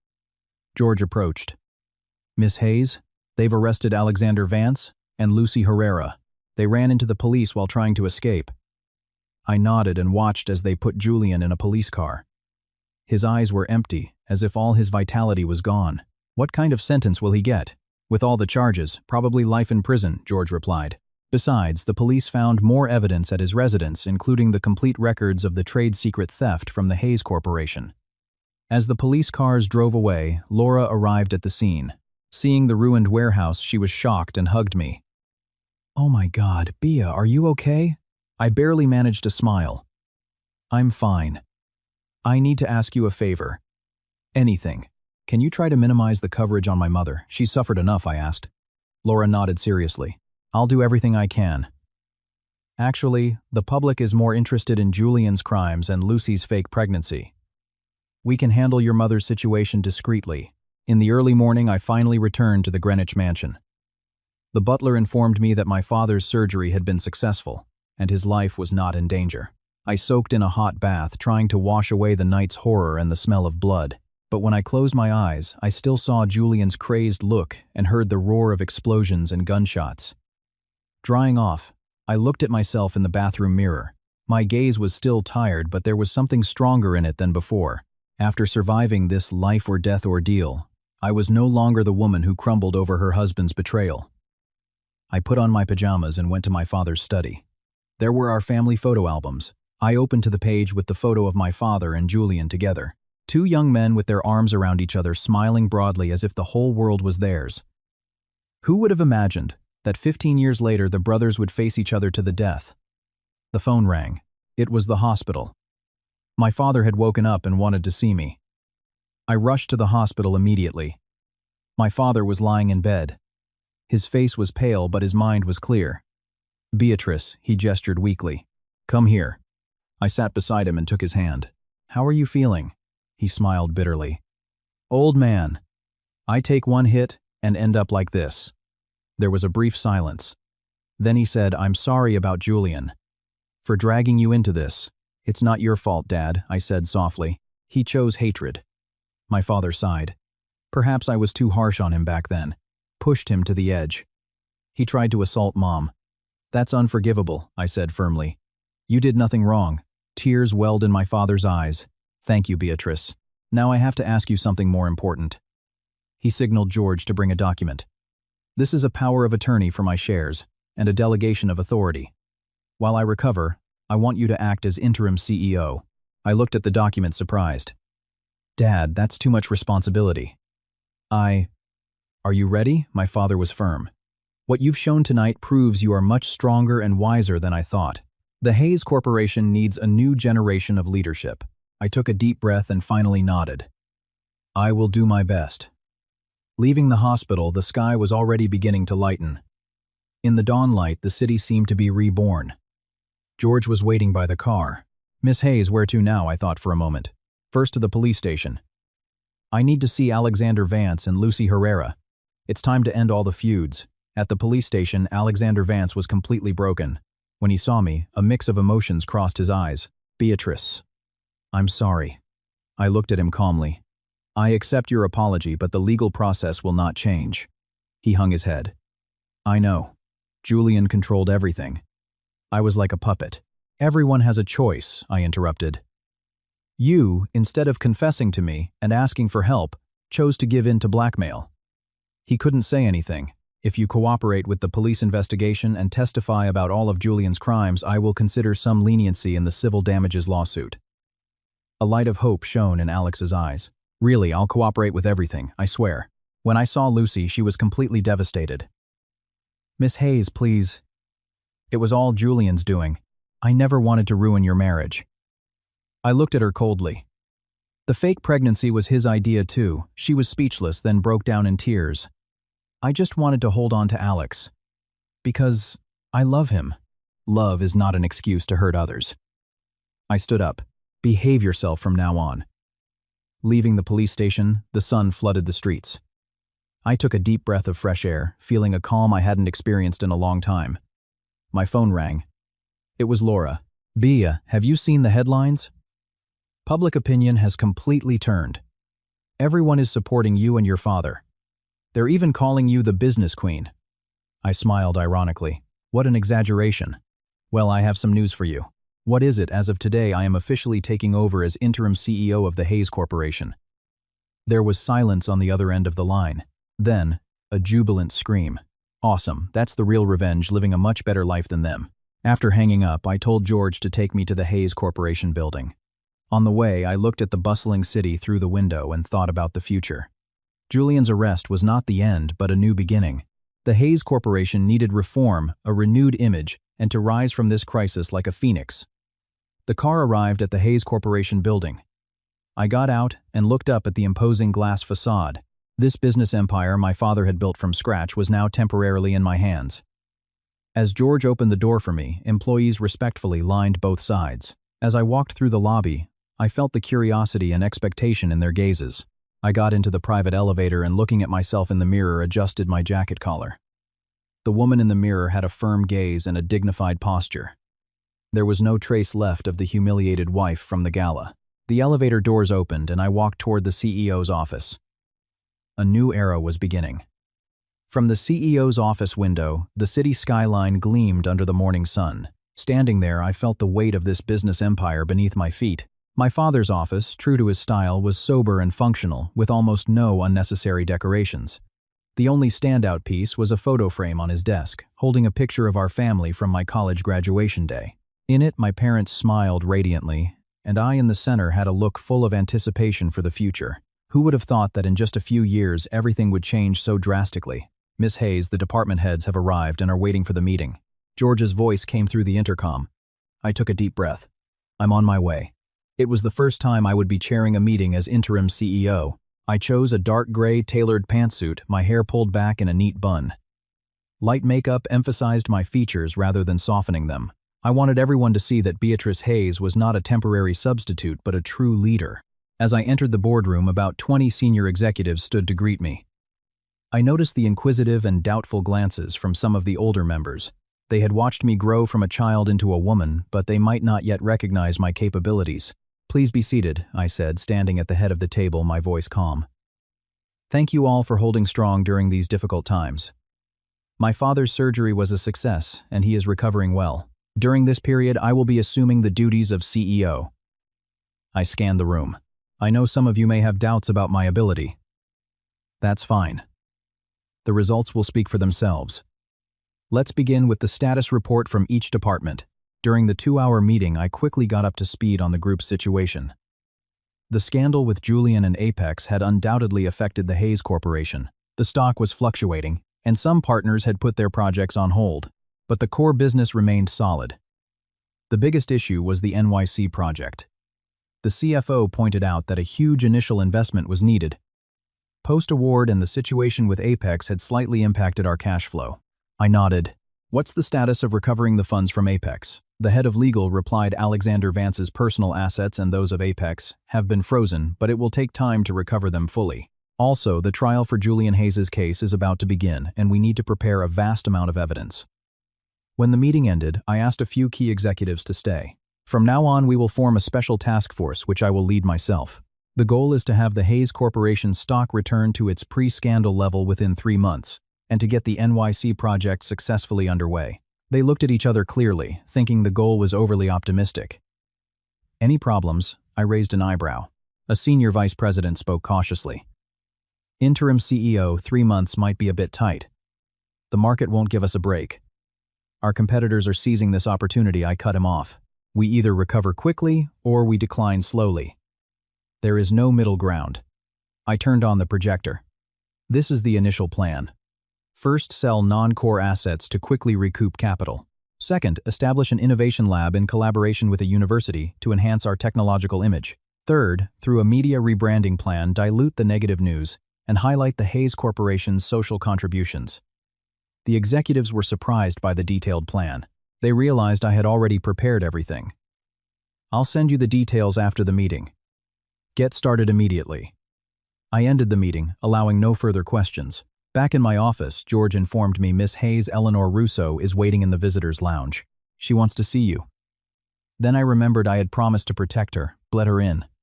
Ellie looked better than she had a few days ago, but fear still lingered in her eyes. B, thank you for not pressing charges against my father. He really had no choice. I know. I gestured for her to sit. Do you have plans for the future? She hung her head. I want to leave this city and start over.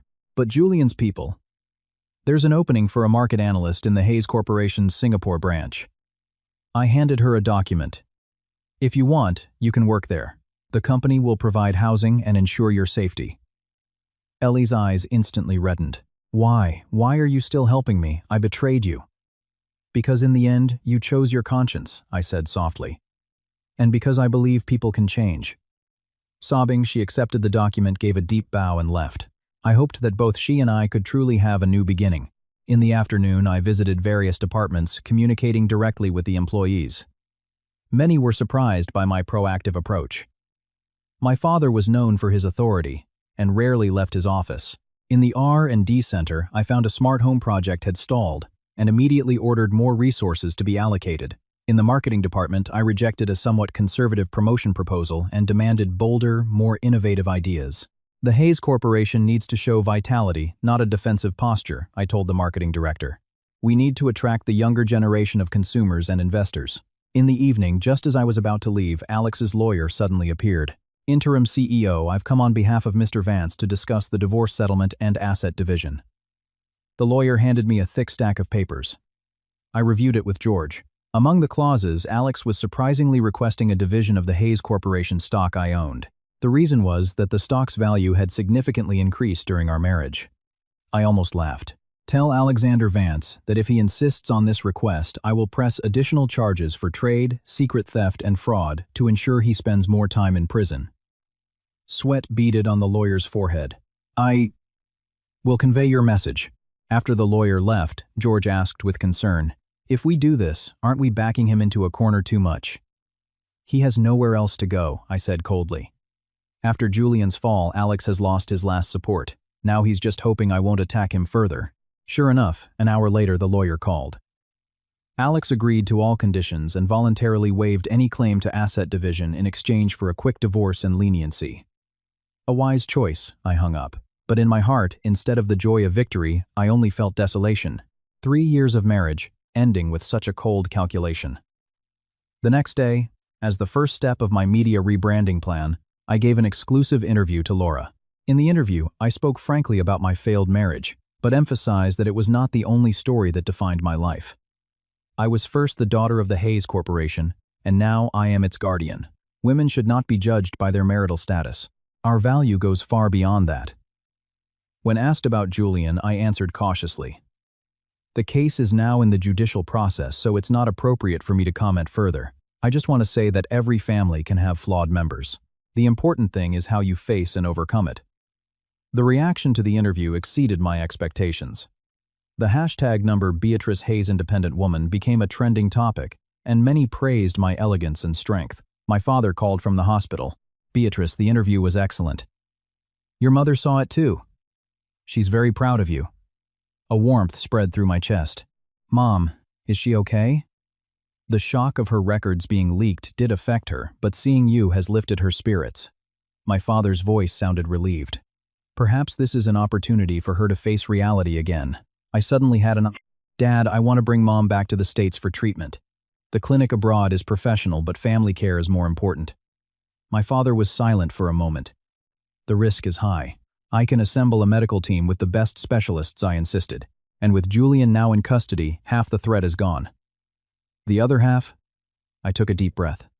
Is something our family has to face together.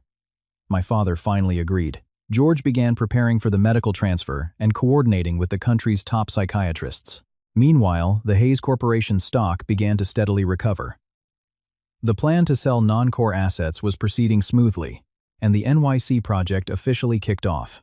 A week later, I attended the groundbreaking ceremony for the NYC Smart City project. Before the media and guests, I confidently explained the project's innovative philosophy and social significance. This is not just a commercial project, but the Hayes Corporation's commitment to this city to create a smarter, greener, and more humane living space. I announced we would donate 5% of the project's profits to an environmental and educational foundation, which earned warm applause. After the event, an unexpected figure appeared before me. It was Lucy. She was pale and thin, with no trace of her former glamour. Miss Hayes, could I have a moment? I signaled the bodyguards to step back, but maintained a safe distance. What is it? She sobbed. I know I don't deserve your forgiveness, but please don't press charges against me for the fake pregnancy. I really had no choice. I looked at her coldly. Julian threatened you to fake the pregnancy. She shook her head, then nodded. Not entirely. It's true, I wanted to use the baby to hold on to Alex, but I didn't know Julian would use it in such a big way. In the end, you deceived me too, I said without a shred of compassion. The legal process will proceed impartially. If you have evidence of Julian's crimes, present it to seek a lighter sentence. She cried inconsolably. I have nothing. I was just a pawn. Watching her being led away by security, I felt sadness instead of satisfaction. In this war of men, women often became victims. Lucy, my mother, and even myself. Back at the company, I found a strange envelope on my office desk. George, nervous, wanted to inspect it, but I stopped him with a gesture. Inside was an old photo. My father, Julian, and an unknown woman together. On the back were a few written words times, "Do you know why your father really cast me out?" times. I stared at the unknown woman in the photo. She stood between the two brothers, smiling sweetly, and bore a certain resemblance to me. A sinister premonition washed over me. I immediately called my father. Dad, who was the woman in the photo? There was a long silence on the other end. My father finally sighed. That's Inez. Your mother's sister. Your aunt. I was stunned.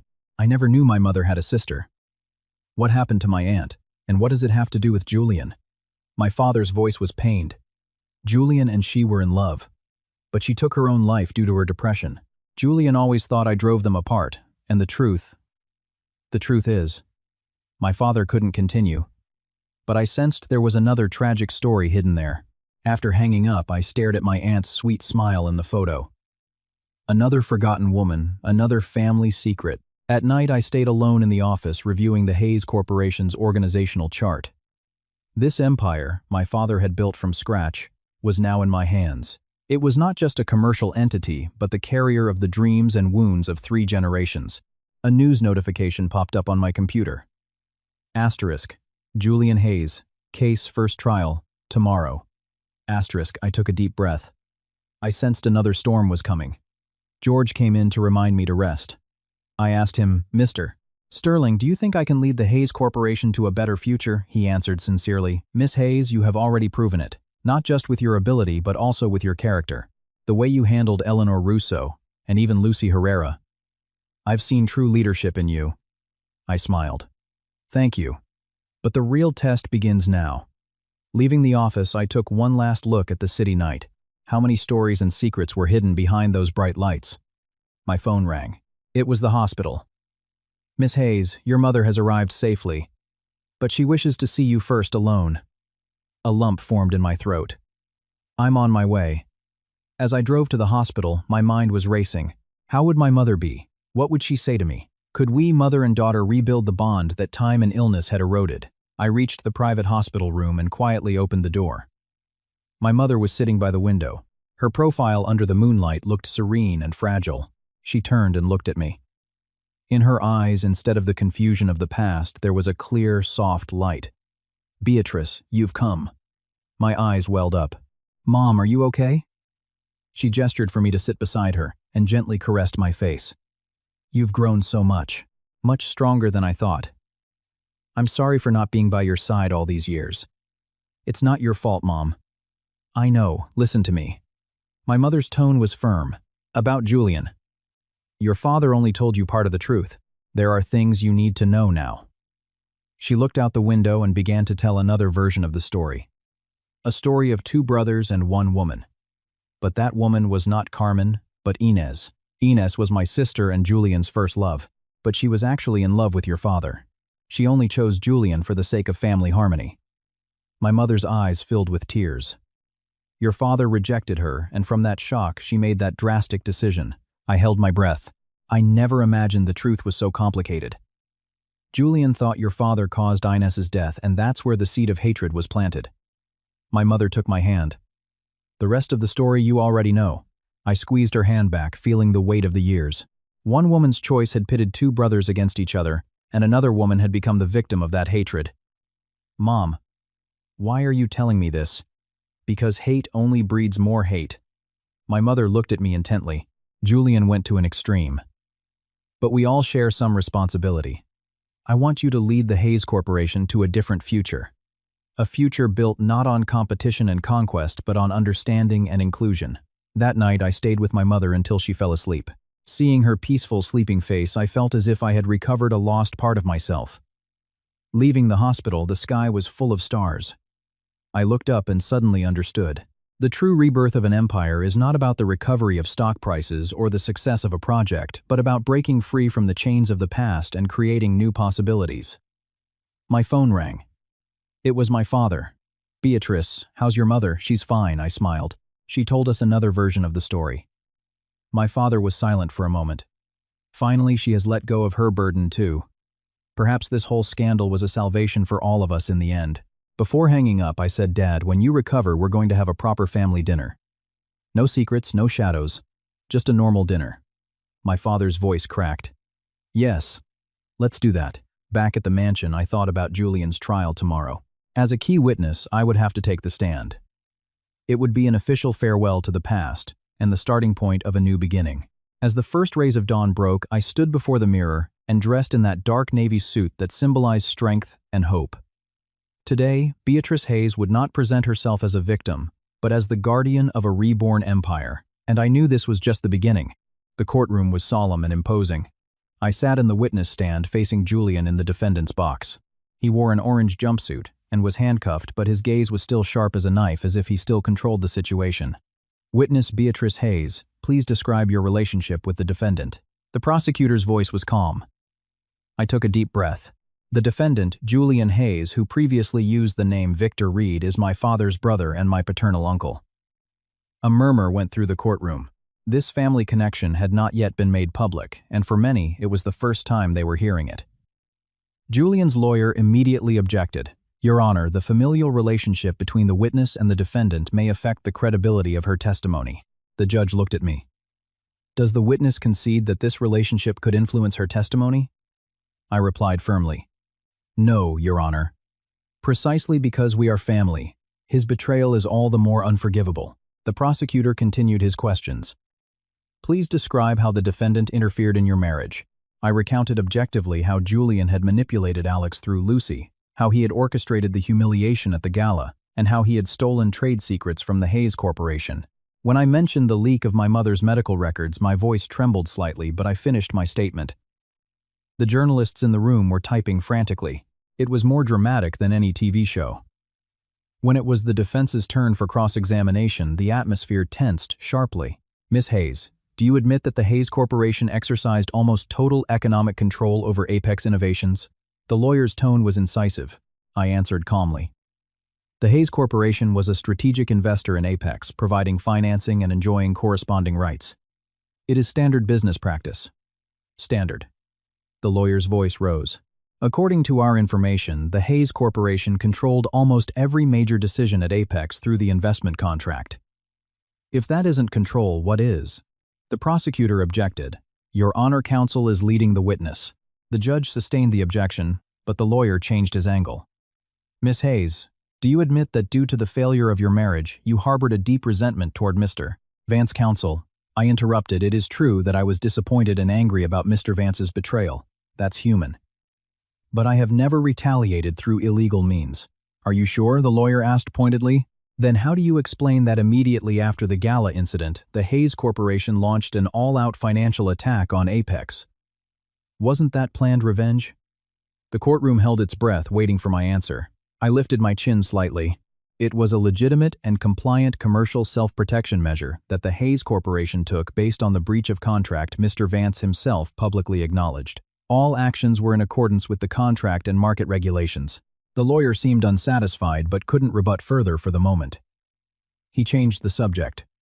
The witness claims the defendant stole trade secrets from the Hayes Corporation. Do you have proof, capital flow records, communication logs, and witness testimonies? They prove that Julian Hayes obtained confidential information from the Hayes Corporation through Lucy Herrera and used it in Nexus Tech's bid proposal. Suddenly, the lawyer played his trump card. But according to our information, wasn't that so-called confidential information actually provided by you yourself to Lucy Herrera? I was stunned. It was a completely baseless accusation. The prosecutor objected strongly, and the judge warned the lawyer not to make unfounded allegations. But the lawyer insisted, Your Honor, we have evidence that the witness secretly met with Lucy Herrera and handed her documents. My heart sank. It was an obvious slander, but if they dared to make such a claim, it meant they had prepared some kind of proof. During a 5-minute recess, George urgently informed me, they've forged photos and communication logs of a meeting between you and Lucy. It seems to be the last desperate card Julian prepared before he was arrested. I gritted my teeth. Can we prove they're fake? The technical team is analyzing it. They need time. George's expression was grim. When the session resumed, the lawyer, as expected, presented several blurry photos as evidence. In them, a woman with a similar build to mine was talking to Lucy and handing her documents. These photos were taken a week before the NYC project bid, the lawyer said confidently. Does the witness admit to meeting with Lucy Herrera in this manner? That is not me, nor is it Lucy Herrera, I denied flatly. I have never met alone with Lucy, let alone handed her documents. The lawyer smiled disdainfully. Then how do you explain that your fingerprints were found on the documents Lucy received? A murmur swept through the courtroom. I looked at the prosecutor, shocked. He also seemed bewildered. It was new evidence. The judge requested the fingerprint analysis report, and the lawyer presented a document claiming my fingerprints had been detected on the technical documents Lucy had obtained. It's a frame-up, I couldn't help but raise my voice. It's highly likely they intentionally contaminated those documents with my fingerprints. I handle technical documents at the Hayes Corporation frequently, so obtaining my fingerprints would be very easy. The judge called for a recess for both sides to prepare for the new evidence. In the break room, I paced nervously. Their plan was meticulous. They had even forged the fingerprints. George received a call and his face brightened slightly. The technical team found that the woman in the photos does not have pierced ears. You do. This could be a turning point. When the session resumed, we pointed out this detail and requested an expert examination. The lawyer, not anticipating this flaw, was momentarily flustered. But then something even more surprising happened. Julian suddenly requested to testify. Your Honor, I admit to all charges, he said calmly. But I want to clarify some facts before sentencing. Everyone was stunned, including his own lawyer. Julian turned to me. His gaze was complex. Beatrice, I admit you are stronger than your father. I have lost. But there is a truth you must know. He took a deep breath. Your father, Franklin Hayes, is not the righteous man he appears to be. In the past, to seize control of the family business, he set a trap for me to make a mistake. Later, he even forged evidence to oust me. The prosecutor objected strongly, but the judge allowed Julian to continue. Your mother's depression wasn't because of me either. It was because of your father's infidelity. The woman's name is Marta Alonso, a former employee of the Hayes Corporation. Your father had a child out of wedlock with her, and that son now works at the Hayes Corporation. The courtroom erupted into chaos. The journalists were snapping photos frantically. It was a bombshell. I stood frozen at the stand, my mind blank. Could this be true? Or was it Julian's final slander before his fall? The judge banged his gavel, calling for order, but the situation was already out of control. The trial had to be suspended. Amid the confusion, I left the courthouse escorted by bodyguards. The journalists' questions rained down like projectiles. Miss Hayes, did you know about the illegitimate son? Is it true Chairman Hayes was unfaithful? Will this affect the line of succession at the Hayes Corporation? Back in the car, I still couldn't recover from the shock. George tried to comfort me. Miss Hayes, this is undoubtedly Julian's slander. Don't believe it. But in a corner of my mind, a voice whispered, times what if? What if my father really had a son out of wedlock times? Returning to the company, I saw employees whispering. The rumor had already spread. I forced myself to act normal, but I couldn't concentrate. In the afternoon, my father called from the hospital. Beatrice, I saw the news. It's all lies. Do you believe me? I was silent for a moment, then asked in a low voice. Dad, is there really a woman named Marta Alonso? The other end of the line went silent. That silence hurt me more than any answer. There was my father finally admitted. But it's not, as Julian tells it. It was a mistake from a long time ago and it's over. There is no illegitimate son. I closed my eyes. I felt dizzy. So part of what Julian had said was true. Beatrice. Everyone makes mistakes. My father's voice was pained. My biggest mistake was not handling it cleanly and giving Julian a weapon to use against me. Does Mom know? I asked, my voice trembling. No, and I hope she never does, my father sighed. In her condition, she couldn't bear such a shock. After hanging up, I sat alone in the office for a long time. The image of my father was cracking in my mind. The hero I had always admired actually had the weaknesses of a common man. In the evening, I received a call from an unknown number. I hesitated, then answered. Miss Beatrice Hayes, this is Marta Alonso. A gentle woman's voice came from the other end. I'm very sorry you had to find out about my existence this way. But please believe me, I never intended to harm your family. I didn't know what to say, so I just listened. Mr. Julian Hayes found me and threatened me to cooperate in his plan. I refused. Marta's voice was broken. It's true that I had a relationship with your father in the past, but it ended a long time ago. There is no illegitimate son. That is a lie from Mr. Julian. Why are you calling me now? I asked. Because I didn't want you to hate your father the way you hate Mr. Julian, she said softly. Everyone makes mistakes. What's important is how they face them. Your father is a good man. It's just that She didn't finish the sentence, but we both knew what she meant. After hanging up, my mind was even more confused. Marta Alonso didn't seem like a bad person, but that only made the whole story sadder. The next day, the trial continued. Julian, knowing his bombshell had exploded, looked pleased. But I was already prepared. When the lawyer brought up the illegitimate son again, I requested to speak. Your Honor, I request to call a new witness. Mrs. Marta Alonso. Everyone looked at me surprised. Julian's smug expression vanished instantly. Marta Alonso appeared in court via video conference. She looked to be in her 50s, elegant and kind-looking, completely different from how I had imagined. Mrs.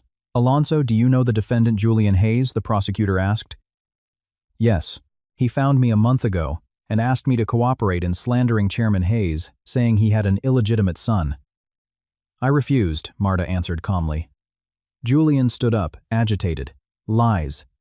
That woman had an affair with Franklin. Tears filled Marta's eyes. I admit I had a brief relationship with Chairman Hayes in the past. But it was during the most difficult time of his marriage, and it ended a long time ago. I was never pregnant, and there is certainly no illegitimate son.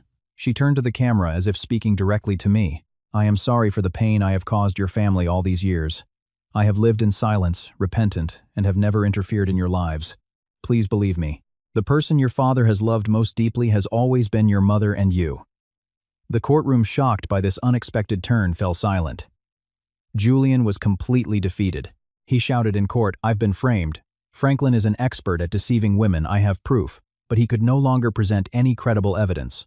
The judge warned him that if he did not maintain order, he would be charged with contempt. Finally, after 3 days of deliberation, the jury unanimously found Julian guilty on all charges: industrial espionage, extortion, invasion of privacy, instigation of a crime. When the judge delivered the sentence, Julian seemed impassive, as if he had expected it all along. Defendant Julian Hayes, for the accumulation of crimes you are sentenced to 25 years in prison, without the possibility of parole. The gavel fell, and it was all decided. A 5-year feud had come to an end. After the trial, the reporters surrounded me asking for my impressions, but I only said a few brief words. Justice has been served, but I feel no joy in victory. This is a family's tragedy, and I hope something like this never happens again. Returning to the company, I received a message from my father. Asterisk. Thank you for your trust and understanding. I owe you an explanation. When you're ready, I will tell you the whole truth. Asterisk, I replied, times. The most important thing now is Mom. Let's help her recover first. Asterisk. A week later, my mother's condition improved remarkably. The team of experts said that returning to the U.S. and being with family was having a very positive effect on her treatment. Over the weekend, I cleared my schedule and walked with my mother in the mansion's garden. She was emotionally stable, and even joked, "I heard you were very impressive at the trial." Just like me when I was young. I smiled. It's the genes. After a brief silence, my mother said softly, "I knew about Marta Alonso." I froze. "Yes. I've known for a long time," she said calmly. "In a marriage, there are always storms. The important thing is how you weather them. Your father made a mistake, but he chose his family, and I chose to forgive." I looked at my mother, surprised. I suddenly realized she was a much stronger woman than she appeared. Then, why? I didn't understand why she had suffered from depression. My mother sighed. It wasn't because of that. It was because of the pain of losing your aunt and the sadness of not being able to have more children after you. I wanted to give you a sibling. I hugged my mother. Having you two is enough. At that moment, I felt as if a huge stone that had been weighing on my heart had finally been lifted. Accepting imperfection. Perhaps that was the beginning of maturity. On Monday, back at the company, I called a general employee meeting. I didn't avoid the recent scandal, but faced it head on. In recent weeks, the Hayes Corporation has faced unprecedented challenges. But as you can see, we have not collapsed. On the contrary, we have united and become stronger. I announced a new corporate vision. In the future, the Hayes Corporation will not only focus on commercial success, but will also place greater importance on business ethics and social responsibility. We will establish an ethics committee to oversee all business activities. We will promote employee well-being and diversity, and increase investment in charitable activities. The employees applauded enthusiastically. I saw hope reigniting in many of their eyes. After the meeting, George gave me good news. The NYC project has been selected to receive funding from the National Innovation Fund. The stock has already recovered to its pre-scandal level. He smiled. And Forbes magazine wants to name you Businesswoman of the Year. I shook my head. Decline it. The Hayes Corporation doesn't need individual stars. It needs the glory of the team. At the end of the month, the divorce papers became final. As I signed the last document, what I felt was not liberation but peace. Alex had a letter delivered to me through his lawyer. Asterisk, Beatrice, I'm sorry. You deserve someone better. I wish you happiness. Asterisk, I burned the letter. I decided to let the past be carried away by the wind. At night, I stood by my office window looking out at the city. My phone rang. It was Laura. Exclusive. Julian tried to commit suicide in prison. Luckily, they found him in time and saved his life. My heart sank. Why? It seems he found out all his offshore accounts have been frozen, and he has nothing left. Laura sighed. Perhaps that was the end. He ultimately wanted total ruin. After hanging up, I was lost in thought for a long time. Julian chose the path of hatred, and in the end, he was consumed by it. Just then, a message from my father arrived. Asterisk. Tomorrow is your mother's birthday. Come home for dinner. Just the three of us. No secrets. Asterisk, I replied, times. Yes. And Dad, thank you for continuing to protect this family. No one is perfect, but we are a family. Asterisk. I put down the phone and took one last look at the city lights. Behind every light, there is a story where light and shadow coexist. And I knew that the story of the Hayes Corporation had just turned a new page. A new beginning awaited in the morning sun. On my mother's birthday, I deliberately left work early and stopped by the florist to pick up the lilies I had ordered. They were her favorite. As the florist wrapped the bouquet, she said, CEO Hayes, I saw on the news that the Hayes Corporation stock hit a new all-time high. Congratulations. I thanked her with a smile, but my heart was a whirlwind of emotions. People only see the commercial success, not knowing the storm behind it. When I returned to the mansion, to my surprise, my father was in the kitchen preparing dinner under the chef's supervision. This was truly a rare sight. Dad, what are you doing? I was surprised to see him in an apron.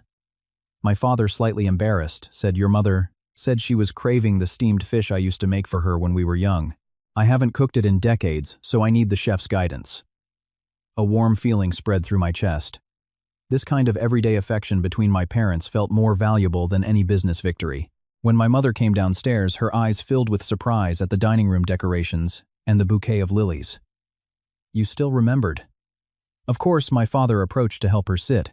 35 years ago, I proposed to you with a bouquet of lilies just like this. Looking at them, I suddenly understood the true meaning of marriage. It's not the absence of storms, but the choice to stay together even after they pass. The dinner was warm and relaxed. We deliberately avoided all heavy topics and only talked about everyday things and good memories. My mother's mood had improved remarkably, and she even joked that my father's fish was so salty it could be preserved. After dinner, we sat in the garden. My mother took my hand. Beatrice, I want to start formal treatment. Not for myself, but for our whole family. I looked at my mother, surprised. My father's eyes were also moist. Carmen, finally. My mother smiled. I've been thinking a lot these days. I've been running for decades. It's time to face it. Besides, I have to see my Beatrice get married and have children.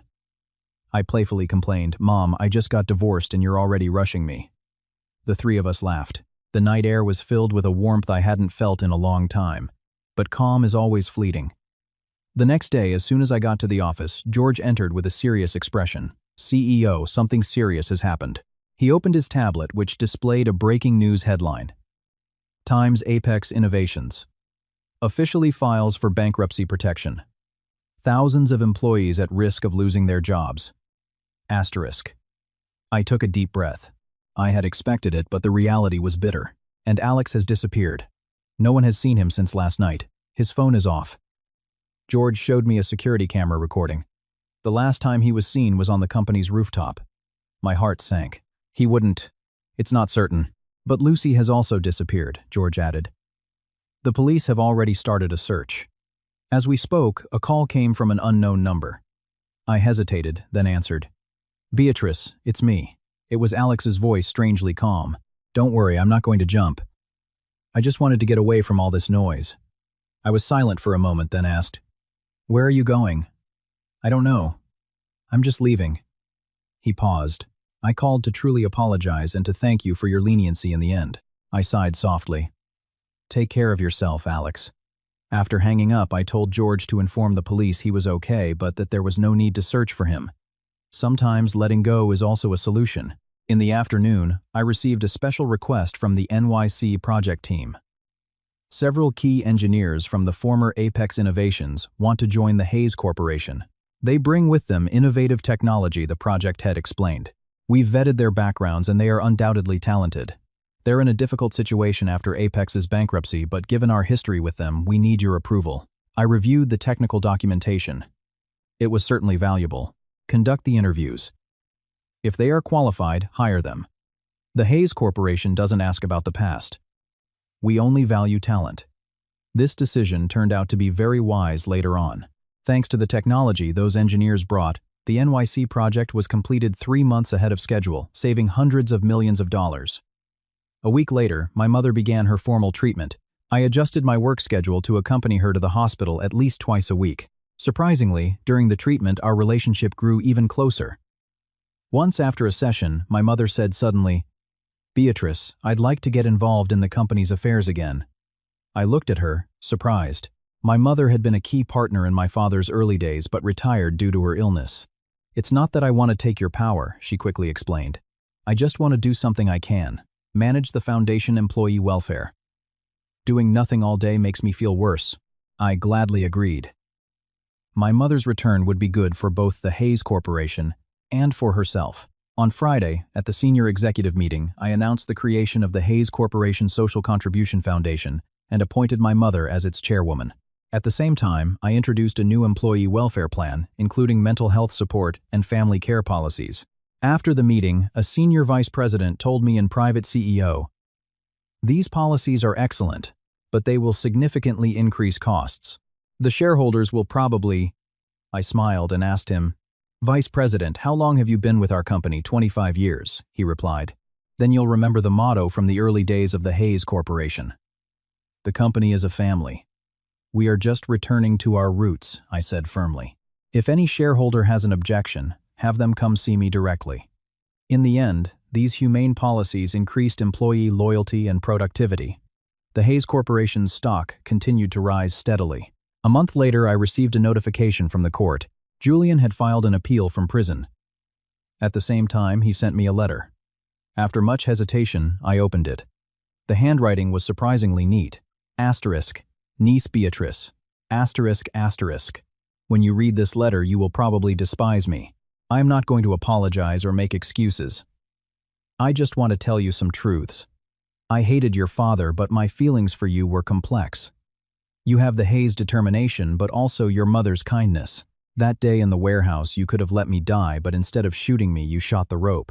In the long time I've been in prison, I've reflected on my life. Hate blinded me and kept me from seeing other possibilities. Now it's all over. I will only tell you one thing. Be careful of Capital Orion. It's not a simple shell company. There is a much greater force behind it. I was just a front. My fall doesn't mean they will stop coming after the Hayes Corporation. Asterisk. Asterisk. Farewell. Take care. Asterisk, asterisk, Julian. Asterisk. A chill ran down my spine.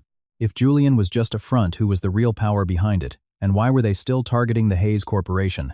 I immediately called George, convened a meeting, and ordered a thorough reinvestigation of Capital Orion's background. The initial results showed that the company's shareholder structure was extremely complex, ultimately pointing to an international consortium, but with no clear enmity toward the Hayes Corporation. "We need a deeper investigation." George's expression was serious. "If such an enemy really exists, we are in the light, and they are in the shadows. It's very dangerous." I was pensive for a moment. For now, investigate secretly. At the same time, strengthen the group's security, especially around senior executives and key technology departments. In the following days, though, the surface seemed calm. Turbulent currents ran underneath. While managing the normal operations of the group, I closely followed the investigation's progress. My mother gradually adapted to her work, and her foundation's first project, a support plan for female entrepreneurs, received excellent reviews. My father's health also recovered, and he began to participate in important decisions remotely. One weekend, as our family was having dinner together for the first time in a long time, my father said suddenly, "Beatrice, I'm considering officially retiring and having you take over as chairman." I almost dropped my chopsticks. "Dad, you're still young," my mother intervened. "It's because your father wants to spend more time with me. The doctor says joint activities help my recovery." My father nodded. "And you have more than proven your ability. It's time for a new generation to lead the Hayes Corporation." I couldn't sleep that night. Taking over the Hayes Corporation was not just an honor, but a heavy responsibility. And if there really was an unknown enemy lurking in the dark, would I be able to face them? In the early morning, I sat alone in the office, reading the century-long history of the Hayes Corporation. From my great-grandfather's small factory to the current business empire, it had survived wars, upheavals, and crises, always rising again with tenacity. I suddenly understood the true strength of the Hayes Corporation was not wealth or power, but heritage and resilience. On Monday, I accepted my father's proposal and began preparations for the transition. The news was widely covered by the media, with a mostly positive reaction. But just then, a sudden crisis erupted. On Tuesday morning, the Hayes Corporation suffered a massive cyber attack. Key systems were paralyzed, facing a data leak crisis. At the same time, several overseas projects began to be investigated without reason by local governments, and the stock immediately fell. This is not a normal attack, the head of network security reported. It's very professional at a state level. I immediately activated the emergency response plan. At the same time, I sensed that this was very likely the first attack from Capital Orion, or the force behind it. In the emergency meeting, the executives had grim expressions. Some proposed scaling back overseas operations, others advocated for a strong response. After listening to all opinions, I made a decision. First, all efforts to restore the system and strengthen defenses. Second, cooperate transparently and openly with foreign government investigations. Third, we will not scale back or stop. We will continue with overseas expansion as planned. Several veterans objected. It's too risky. We should focus on defense now. The Hayes Corporation has never progressed by being on the defensive, I replied calmly. Faced with difficulties, we have only one path forward. In the following days, I practically lived at the company directing the crisis response. My mother brought me homemade food every day, and my father advised me remotely. The employees with high morale worked tirelessly. After a tough week of struggle, the system was almost completely restored, and the overseas investigations were smoothly resolved thanks to our proactive cooperation. The stock, after a brief dip, rebounded strongly, surpassing its previous level. After the crisis, I wrote a letter to all employees. Asterisk. This attack has hurt us, but it has also made us stronger. The Hayes Corporation will not bow to threats. On the contrary, we will move toward the world with more determination. Asterisk. At the inauguration ceremony as chairman at the end of the month, my father personally handed me the company's seal. You are braver and wiser than I am. Leaving the Hayes Corporation to you gives me peace of mind. I accepted the seal, and before all the employees and the media solemnly promised I will lead the Hayes Corporation not with a conqueror's will, but with a guardian's heart. Our goal is not just commercial success, but the creation of shared value. Amid the applause, I saw my mother smiling through tears, my father with a look of pride, and the employees with eyes full of confidence. After the event, I returned to my newly redecorated chairman's office. On the desk was a photo frame, a new family photo, the three of us embraced, smiling radiantly. George knocked and entered. Madam Chairman, you have a visitor. She says she's a friend. I looked up, surprised to see Laura enter with an unknown man. B, this is my fiancé. He's a cybersecurity expert. He helped us a lot in secret during this attack. Laura blushed as she introduced him. I looked at the two, surprised. Laura quickly explained. It's not that I was hiding it. We just reconnected during this crisis. And it just so happens his specialty is cybersecurity. The man smiled and extended his hand. Chairman Hayes, I've heard a great deal about you. Actually, I know something about the group that attacked the Hayes Corporation. If you'll allow me, I'd like to help. I asked him for more details. The group's codename is Orion. It's an international industrial espionage organization that specializes in attacking large Asian and European companies, he said seriously. Behind them is a mysterious source of funding, and their goal is not simple business competition but more complex political purposes. I remembered Julian's warning and felt a chill. Why have you decided to help the Hayes Corporation? The man looked at Laura. On one hand, because of Laura. On the other, my father was also a victim of Orion in the past. His company was ruined, and he took his own life. It's personal for me. Fate had once again brought together people with a common enemy. I decided to hire this man as a security consultant and completely overhaul the Hayes Corporation's defense system. At night, I stood alone in the office in front of the window thinking about future challenges. The enemy was still in the shadows, but I was no longer afraid.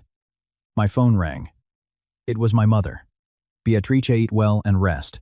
No matter what happens, the family will always be on your side. A warmth spread through my chest. Yes, Mom.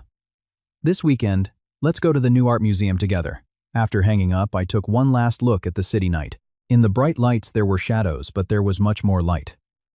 I opened my planner. Tomorrow was full of meetings, new product launches, employee town halls, charity project signings.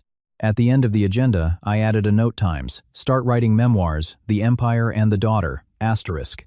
Not to become famous, but to leave a record. To record how a young woman became a guardian, how a company inherited and innovated, and how a family after the storm came together again. Outside the window, the morning sun was rising. A new day was beginning, and I, Beatrice Hayes, chairman of the Hayes Corporation, was ready to face all challenges and all glory.